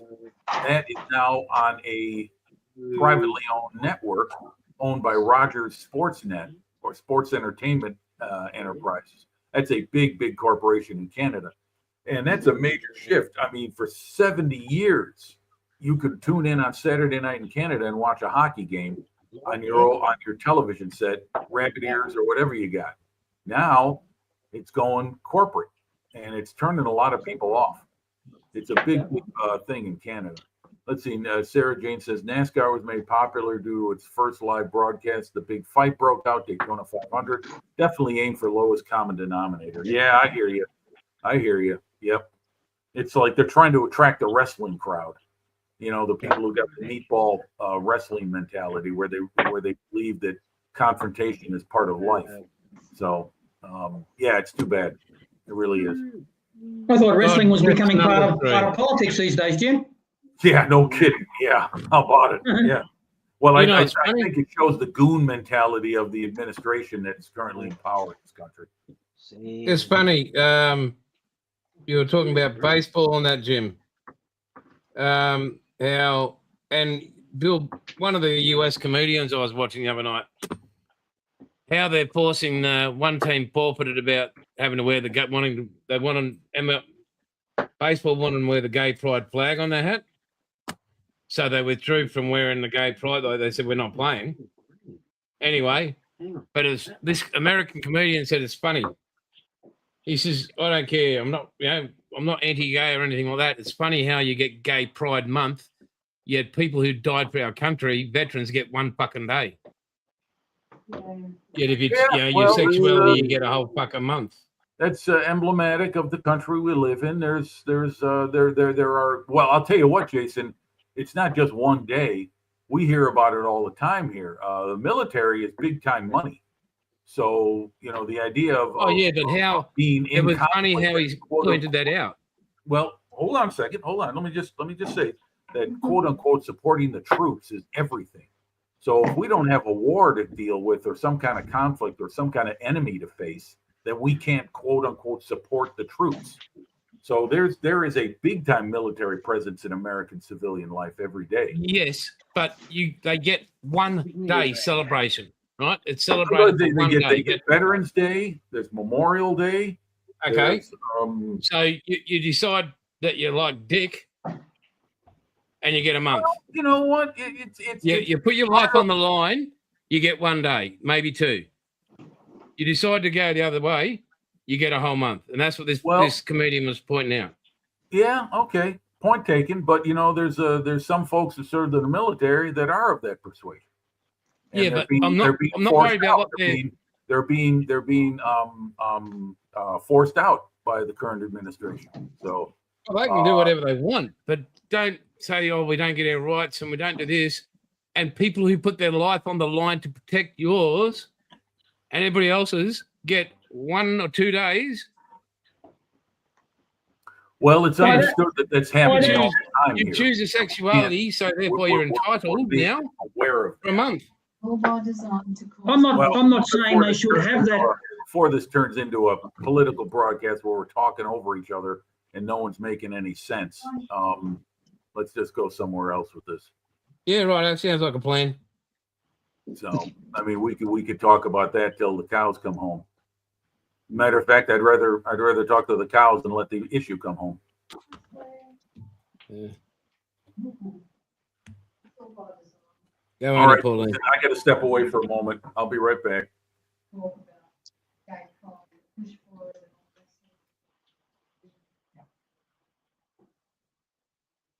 Oh, Sorry, just had to kiss the missus goodnight. Okay. You're allowed to. Damn right. Better than kissing the dog good night. I wouldn't kiss him. You wouldn't let me. He'd refuse your advances. Yeah, no, I just thought I'm smart enough not to invade his space. yeah. Hard to live without eat without no lips. I know it's hard with no teeth, but damn, no lips. Ooh. Yeah, if there's one thing I don't do, it's go near his bed or a chair when he's sitting in it. And he doesn't care who you are. No, you don't care.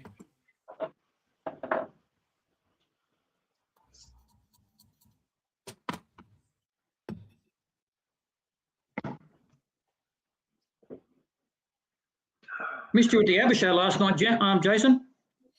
I didn't go, mate. I was a bit far away, and it was a beautiful thing, that photo. So Sadly, I'm sure they'll make their way towards your place one of these days. I'll be right, mate. I'm good. I used to sing ABBA in the back of the FFC Ute when we used to go to Speedway when ABBA first was. Oh, it's it. The worst part though was it was hard for Kath to, whenever Kath wanted to dance, she had to sort of like stand on her hands. She had to stand on her hands, which means that people kept on stepping on her fingers, which was Well, yeah. made it difficult. But it's quite an experience being surrounded by 400 drunk middle-aged women in skin tight pantsuits. But they were happy. They were good.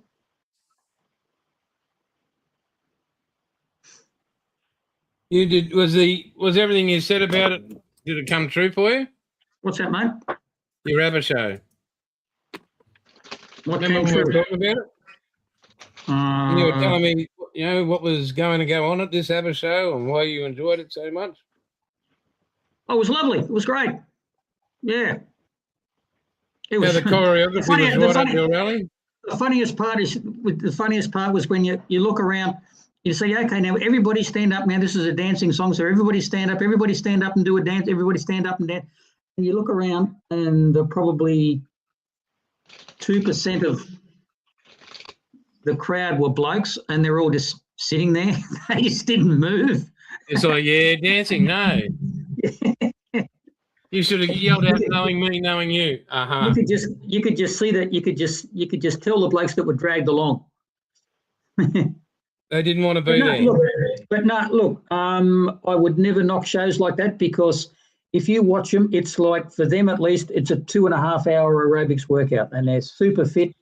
And I can't walk 10 paces and talk at the same time without getting knocked up. And they're dancing around and jumping up and down and singing in tune. I don't know how they can do it. So yeah, it's a lot of physical dexterity. That's for sure. Yeah, I don't care what music they're singing. If they're musicians like that, and if they're not only are they singing or playing instruments or something, but when you're full on dancing, going crazy aerobic style sort of dancing while you're doing it, and you don't miss a beat, you don't get knocked up, you've got to be fit to do it. So as far as I'm concerned, I admire people that can do that. Yeah, So, I agree. do you have headphones on when you ride, Jim? Pardon me? Do you have headphones on when you ride, mate? No, I do not. You don't listen to music? No, I do not. Why not? He likes to hear the car that comes after him. I need to be able to hear what's going on around me as well as see it. So yeah, definitely. I was going to say, I was introduced to a very funny television series this past week. It Ain't Half Hot, Mum. Oh, wow. Yep. Yeah. Yep. Watched welcome about to the 5 70s. episodes of the first season, and my favorite of that I watched so far has been the one where they were doing the jungle training. And Oh yeah, with the water snakes. yeah, Yeah, yeah, that's where the wood they created the wooden crocodile. They floated it toward the sergeant. yeah. They shot the real one, and the game warden chewing him up. That's a brilliant one. Jim, if you can find it, see if you can find the one where they're learning how to fold up a flag, and they've got to do the last. I've got It's every on- episode of every season, so I'll look it up. It's either the last post or reveille. I think he has to learn how to play. He's got the little guy, and he wants him to play the last post on a Okay. bugle. So Yeah. see if you can find that. It's Okay. just brilliant. The way that Yeah. they can just keep a straight face the whole time. It's just great. Well, Yeah. I got to credit Tiffany. She's regular on other live chats, and she was the one who sent me the entire series via Discord, and I've been able to watch it in my own home, and it's fantastic, funny as hell. I love it, and the kid, there's a couple characters I recognize. I should say the actors. One of the officers, the young captain, he was in. Yeah, he's been in a few things. He was in Dad's Army. He was one of the regulars. He was a regular Army officer, and he was the one who would say, "Oh my God, when I've got to deal with these bloody home Army people, they drive me crazy." He would get all anxious and nervous and stuff like that because the home Army guys were so gung ho that he couldn't understand it. And then I wonder who he was in Dad's Army. what's that? I don't remember him being in Dad's was like Army. I wonder who he was. You'd recognize him. You'd recognize him. Yeah, he's a tall. Yeah, I know the guy you air mean. raid warden. He's got the air raid warden. No, he wasn't the air raid warden. No, he was regular Army, Paul. He was regular Army. He was a captain, just like he is in It Ain't Half Hot, Mom. Let's see. What did Sarah Jane say? She says, Jim, It Ain't Half Fun has been consigned to the BBC archives and never to be shown again, all because of Michael Bates' character. Yeah, you know what? And I hear you, but you know what? That Michael Bates character is not. I mean, I'm reflective of the time I come from. That doesn't rub me the wrong way in any way, shape, or form. And by the way, Michael Bates, that guy had quite a career. He was in A Clockwork Orange. He was the prison guard chief in A Clockwork Orange. He was also a police detective in the Alfred Hitchcock film Frenzy. If anyone remembers that, that's about the strangler rapist in London that was shot on location in London. That's what. Oh my God, I can't remember all the actors' names, but he was in there. And he was on a couple television shows and BBC television shows in the 60s. So he had a long career, very long career. You'd never know with all that makeup. Pardon me? You'd never know with all that makeup. Well, you know what? They did the skin to make him look darker, but I mean the beard and the face and the way he talked was that's right. That's right. The irony is that Michael Bates was born in India, spoke fluent and never blacked up for. Oh, okay. All right. Well, I stand corrected. Okay. Mm. But nonetheless, the fact is that, at first I was like, okay, because I recognized the name. I recognized the name, but one of the other and then one of the other Indian bearers was a regular in a lot of sitcoms from the 70s too. It was either the one that's always fanning the palm leaf or something. One of the other guys, he was in a heap of stuff. Yeah. Well, that was the other one. That was another episode that was in the first season, was where they were going to introduce electric fans, so those guys are out of a job, and they went and fought that and created something else where they still wound up keeping their jobs of fanning the officers. Right. The sergeant major and the little guy in the pith helmet, they actually, after the show was over, they actually had a stage show. They used to go around and do a stage show together. Oh, Windsor Davies and Yeah. I can't remember the name of the little guy. Yeah, I know what you're talking about. Yeah. Now they used to, they had a couple of singles out, and they used to go around on stage. Then there was the other one where he talked the officer into the commanding officer into going on holiday, and he used that time to get a posting of all the guys in the troop to the jungle. They were going to send them to Burma, and at the last minute, the captain stepped in because he wanted to be part of the play that they were working on, and he rescinded the order. And the sergeant, well, you know how he was. He would. That guy was never happy. That guy was never relaxed. He never smiled. You know? My dad's got that full set of 8.5 watt one. I have to go and have a look. The while since I've seen it. Then there was the other one where he realized it was his son. Yeah. That was towards the end. Yeah. The guy couldn't even tie his shoes without making a mess of it, you know. And he kept them around. Yeah.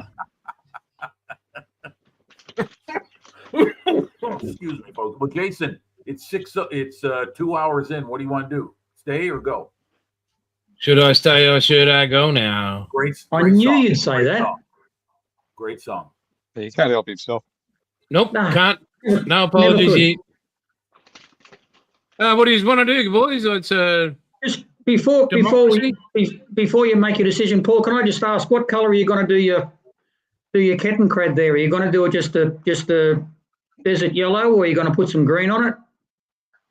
But the colour scheme for this one is the desert yellow, but with the field grey showing through it. Yeah, righto. He's Yeah. doing an Africa. Oh, that's right. It's the gripe. It's the Africa Corps. Yeah. Yeah. It's Rommel's ride. So they were field grey, and the paint wore off. Yep. Yeah. Right. So I just painted badly. Yeah, that's what I did with mine. It's a grief. Yeah, okay. I had it in my head that it was a Kettencrad for some stupid reason. I don't know why. Yeah, it's quite a bit hey, Bill. bigger than the motorbike. Yeah. Bill, the year you were born, Michael Bates passed away, 1978. Last of the summer one was good. No, it looks like a great. That's the exact scheme I used on my vehicle build. Same thing. And Hopefully, the decals will work for you as good as they did for me. The decals were perfect. They behaved beautifully. That's right. 3 different schemes in it. Yeah, you got the. Oh, excuse me. You got the solid field gray for the was it Russia? I believe it was based in, and then you got another Southern one, Russia. You got another one with field gray and some stripes painted on it, or something. Yeah, brush strokes. Is it a field grey? You're going to do one of that, or is it that bluey grey colour like they painted tanks with in the early stage? You know what? That's Panzer gray. There's field gray, which is like uniforms. Yeah. And some of them tended to tint toward blue and other toward green. And then I got it. Gray. Yeah. And for modeling purposes, for modeling purposes, for some reason, Panzer gray always seems to be shown with a tint of blue in it. And I don't know blue than anything. how it reflected, because we don't have any original color photos of early war German armor in action. So I really don't know. I just go with whatever the color is in the bottle. So they called the sand color Jack 1942. Yeah, exactly. Okay. Yeah, because by that time the Germans had developed their own color of I think they called it khaki brown. And then there was a sand color they had developed for their vehicles in the desert. When the Africa Corps first got there in early 41, they were using whatever stocks of sand color the Italians had on hand to paint their vehicles. And if they didn't have that, they were using mud and spreading it all over the vehicles just to give it some kind of ability to blend in with the environment, because that dark gray, you just picture that on the flat landscape of Libya. Yeah. Good until the wet season started. Well, even then, it was just let's see, you militant type. For you militar types, have you seen the camo the Ruskies are doing now? Oh, that's interesting. No, it's similar to the Dazzle camo used on World War I ships and automakers used to disguise car shape. Really? No, I didn't know that. I thought everyone was going. The anti. I thought everyone was going with the digital camouflage nowadays. I don't think it's working. No, Well, nothing's working. Just Nothing's saying, working for the Russian generals, not working. Well, you heard about what was going on around the UK with the Ruskies? The ship that fired at the yacht in the English Channel? Yeah. They're getting cheeky. Yeah, what the fuck? Hey, Uncle Yeah. Vlad, you got something else to Yeah. do. You're losing a war in your own backyard, and there you are trying to pick a fight with the British. What the fuck? They're always doing stuff like that. They're going around lifting up everybody's Arctic cables, Atlantic cables. Yeah, Communication cables? really. Right, yeah. Yeah, no, it's not working. Dazzle doesn't work against thermo, Jeff Roach. Against thermo. That's true. Yep, you got that right. Yep. Well, from what I hear, they're all surrendering anyway. So maybe the Ukrainians could figure out whether it works or not.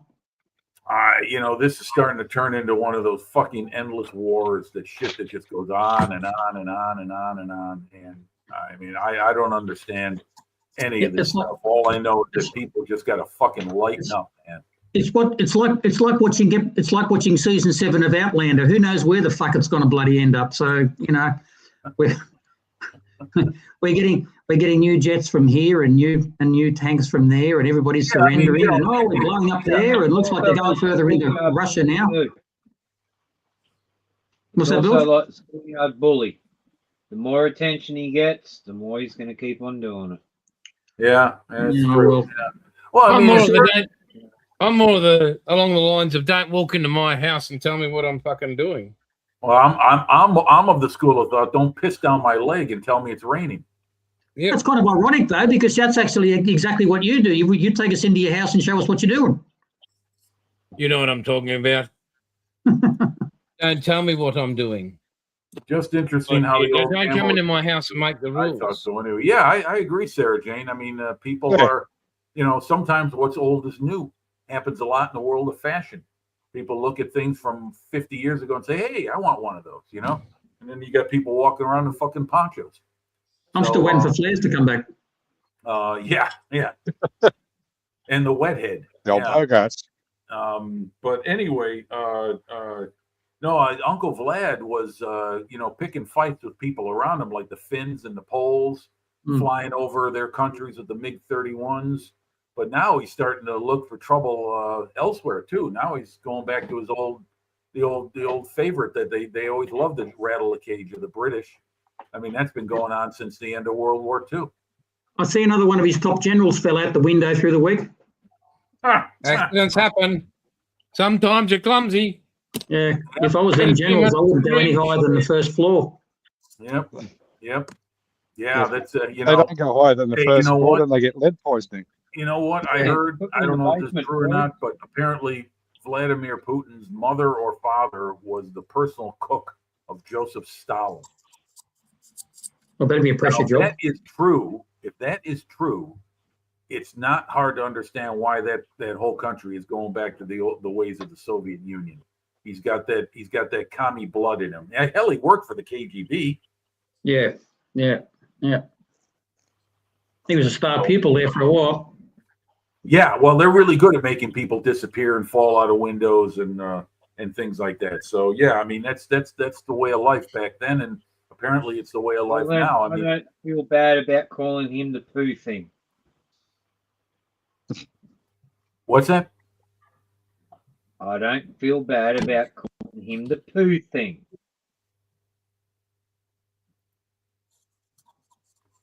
Had quite a few oligarchs fall from windows over here in London too. Oh, okay, all right. I wonder if they've ever heard you'd ever hear the words "mind your step." Well, I'll tell you what. I think people are minding their steps for them. That's why they fall out of windows. Probably the All right, last thing you heard. What do Did we you? gotta do? It's 6:10 a.m. Did anybody? I know we keep asking this. Did anybody ever watch? There's a movie called Death of Stalin.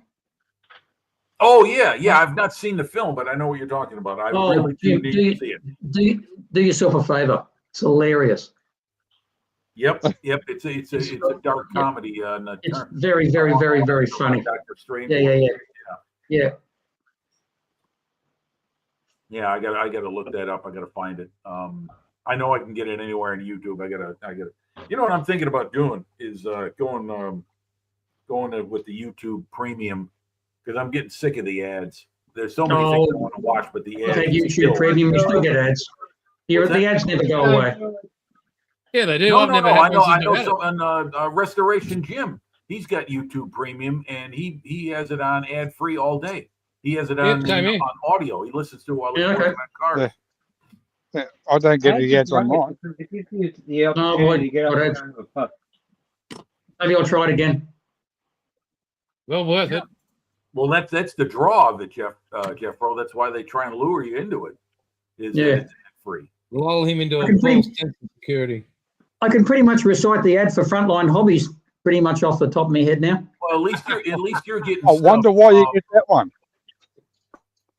They're Yeah, I not wonder. I never get ads and I wondering don't what have he's premium. watching. Well, I don't know what you're on standard YouTube channel, Sarah Jane. That you must have some angels over your computer because me, I get ads all the time and I don't have premium either. So, you know, there's unless you're watching channels that are not monetized like what we are here. There's no ads on this channel because there just isn't. You can also request none to be added to your channel if you wish. Like the man who runs World War II TV, Paul Woodage. He does not want ads being run during his live streams. So you can, I guess you have that option as a content creator. For the record, Jim, Paul Woodage is one of the funniest blokes I've ever met.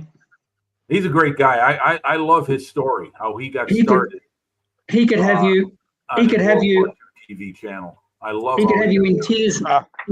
He could have you in tears 1 minute and pissing yourself laughing the next. He was. So Sarah Jane knows someone who knows PC, so that's why she doesn't get ads. Well, okay. There's nothing wrong with a little insider information. That's how people get rich in this world, you know. But you know, you get someone pulling the strings for you or working something to make it, you know, make your computer or whatever it is that's being done so you avoid ads. Hey, I'm all for it. Good for you. So, but anyway, Jason, I'm gonna cut out myself. It's 6 a.m. I need some sleep. Oh, hang on, mate. Just give me 2 bits of photo watch and we'll go. All right, we're gonna go heads up once 6 a.m. Jason's done. Roll up the work. Cameras That's up, I not should wrong. say. Cameras up. Excuse me. Bilge, Bill, did you finish the bag of chips? Nope. Did the dogs tomorrow finish night's the bag of chips? Bilge, what make of Titters are Probably- seeking, mate? Say again. What make of Kidders are seeking? Is it Airfix? Oh, no, that's the Dragon. Dragon Kid, right? Actually, Dragon. Okay. I believe it was Dragon. Yep. I have no idea about PCs and don't want to, so I'm lucky knowing her. Yeah, I agree. I hear you, Sergey. I'm the same way. I don't want to learn about PCs. I don't want to learn information technology. I know a couple of friends of mine who are very There you go. good at that.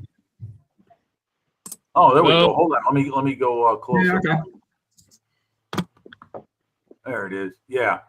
Yep. Take a look at that name. You're not going to be seeing that anymore on boxes. You're going to be seeing Dreamy or Zini or whatever they're calling their the company that's going to do Dragon. And, molds. This is pretty much what I've got done. Okay. That's the So interior. Yeah. the cockpit seats are out. The instrument dash piece is out. But yeah, I'm almost to the point now of shooting this in its what's that color called, Paul? Is it hydraulic oil? But, No, gold grey first. oh, gold grey first. Oh, Then hydraulic. Yeah, then Jason, hydraulic. Jason, look at the screen. Sarah Jane's sending a shot across your bow. Oh yeah, no, that's. I'm just lucky that Esto's there to. let me Sorry, know, Bill. 'cause otherwise I Sorry to wouldn't. steal your thunder, but I had to bring that one on screen. No, that's That's all good. From the real tiny little bit that I know about helicopters, Bilge, all I can suggest is, for Christ's sake, paint the fuselage before you put it all together, because geez, it's a pain in the ass masking all that canopy. Hence why this is now to this stage, because guess what the next step is from this? Button everything up. Button it up. Yeah. So paint the interior, paint all this, get it all buttoned up, get all the glass in it, mask it all up. Paint the glass clear green on the top. Yeah, well, I've got to get clear green, clear red. So I guess I will be going to Autobarn, because that's the only place around here I can get hobby paints from. Oh, they've got hobby paints there, have they? Oh, they got a little tiny RC section in the corner. Is there a toy world in your town? Yeah, there's a toy world, but Autobarn's better because they've actually got like an RC section. So Okay. like anything RC, you want RC stuff up here, you go to Autobarn. They got Okay. everything. But then there's this like half a shelf that has, 3 or 4 model kits on it, but then they've got a good stack of Tamiya stuff. So I'll just go and get some Tamiya clear and Tamiya green, and yeah, go from there. Wow, 6 models. Damn, that's Paul Price industrial scale modeling there, Sarah Jane. You mean to say your bill's gone from 46 down to 40? Week's work for Paulie. Yeah, it's a lot. Not anymore. 6 models is like 10 years work for Buff. Oh, you're a funny little fuck, aren't Oh, look, you start your show swearing, now you end your show swearing. This is not a good look, Jason. Really, I'm worried about you. you? Oh, very good. Yeah, that's all I've done. No, I finished all those up, so that's good. Just got to do a bit of curl on them. And yeah.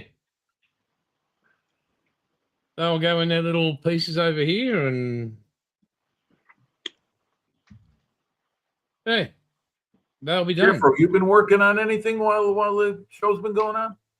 Oh, just fluffing around with trying to put some, trying to tidy up the alfoil on the cowling on my tiger moth. I had a couple of them done, but they sort of got a bit frayed and they were looking a bit rough. So I took those off and sort of started doing it again, and even that didn't turn out that great.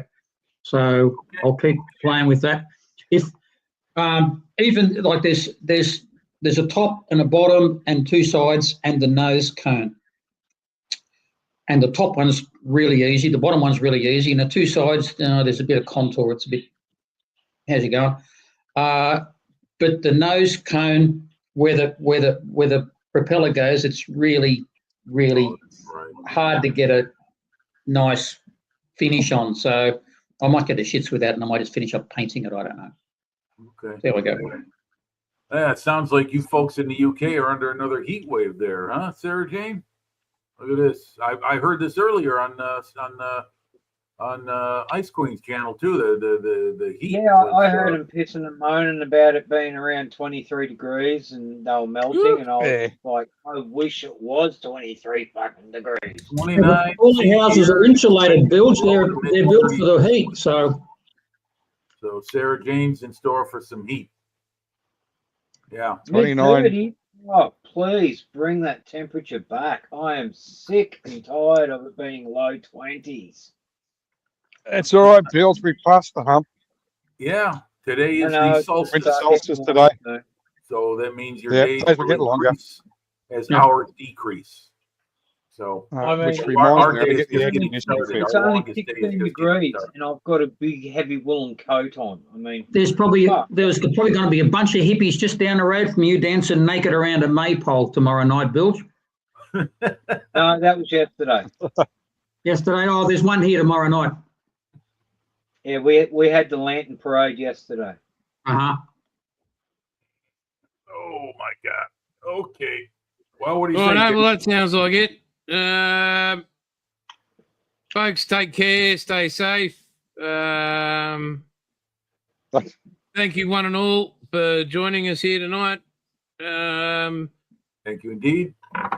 Oh, And wait a we minute. will We got catch one more up with message you. from Sarah Jane here. Sarah says, gladly, Bilge, I'll swap you some AC so I can escape the temps. I see, what's that? I think they refer to that as air conditioning.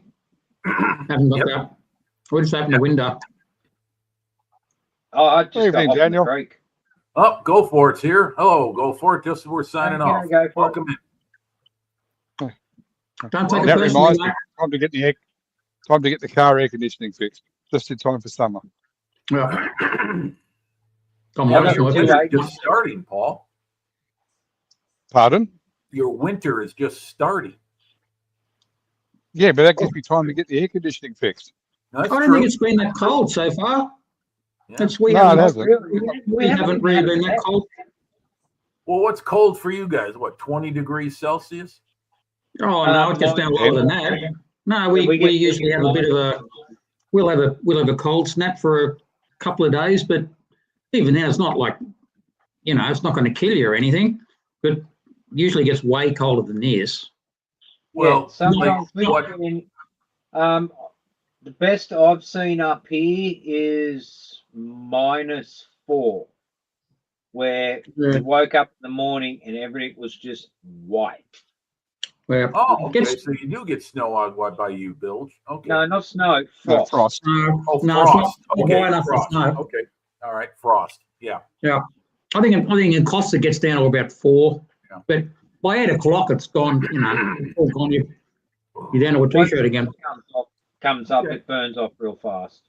Yeah. Well, for me right now, it is. Let me see. Let me check it.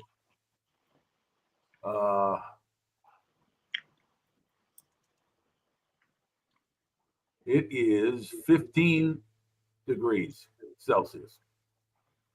So that's not bad. Yeah, It's well, the same for me That's all right. right here, right now. It's the same. Right here in this room, it's 15 degrees C. Yeah. We had a little warmer than usual overnight temp. It didn't go down into the 50s like it's been happening this past couple of weeks. So I'm sure that sooner or later we're going to get zapped with that ugly summer weather I hate so much with the extreme heat and humidity. That's when I'm inside all the time. I treat it. We're still, I hunker down. we are still expecting an Arctic blast to come through in the next couple of days. Yeah. Well, I know that the only thing I do when it's extremely warm and humid outside, or hot and humid, is I cycle. That's the only thing I do outside. I don't even walk the dog. We got to walk the dog early in the morning. The heat really gets to him really bad. So we've got to get him out early before 9 a.m. After that, it's just too much on him. We'll let him out in the backyard. There's a big, like 60-foot, 70-foot maple in the backyard. So that offers the whole yard shade. But when it's the humidity's 100% or 90%, yeah, that just kills him. He can't take that. I was lucky this year when it got up to 42 degrees this summer. My daughter-in-law actually come down and physically removed my dogs from my yard, took them to the main house, put them in the laundry, opened the laundry to the house door, and let them have the aircon from the house. Yeah. I got home, I freaked out because my dogs were gone. I'm like, what the? And I'm Okay. frantically Yeah. messaging. And then she goes, oh, sorry, I forgot to tell you it was so hot. I put the dogs in the laundry. I'm like, oh, Okay, thanks. Let them out. Oh, I'll call them. you put them in the laundry. You mean you're washing them for me? Oh, how nice. Yeah. Oops. No, Don't see, the spin laundry dry is attached to the main house. Yep. So I they know. leave I- the laundry I live in house the, door open. I live in the basement. And because the laundry's lower set, the cold air from the house Right. sinks down into the laundry. Yep. It's all concrete. It stays really cool in there. Yeah, I've got the same setup here, Bill. Behind me, the room behind me is my bedroom, and then off to the bedroom is a laundry room, and it's a tile floor. My dog comes down here in the summertime during the day when it's warmer upstairs before we turn on the AC, if we do. And down here, he's much more comfortable. So Yeah. All righty, we're gonna call it, Jason. I gotta get out of here. I gotta get some Yeah, sleep. mate. Yeah, I was just waiting for the great air conditioning debate to finish, and Well, we're down to 6 viewers, so Well, we're Quick, we we're- better bugger we're off before we wearing out start our something else. audience. Yeah, we're wearing out our audience, so it's time to go. righto, folks. Thank you very much again. Take care, everybody, and we'll talk to you later. Night, everybody. Right, everyone. night. Good at it. Good night, and have a pleasant Huzzah. tomorrow to all those in Huzzah. Australia.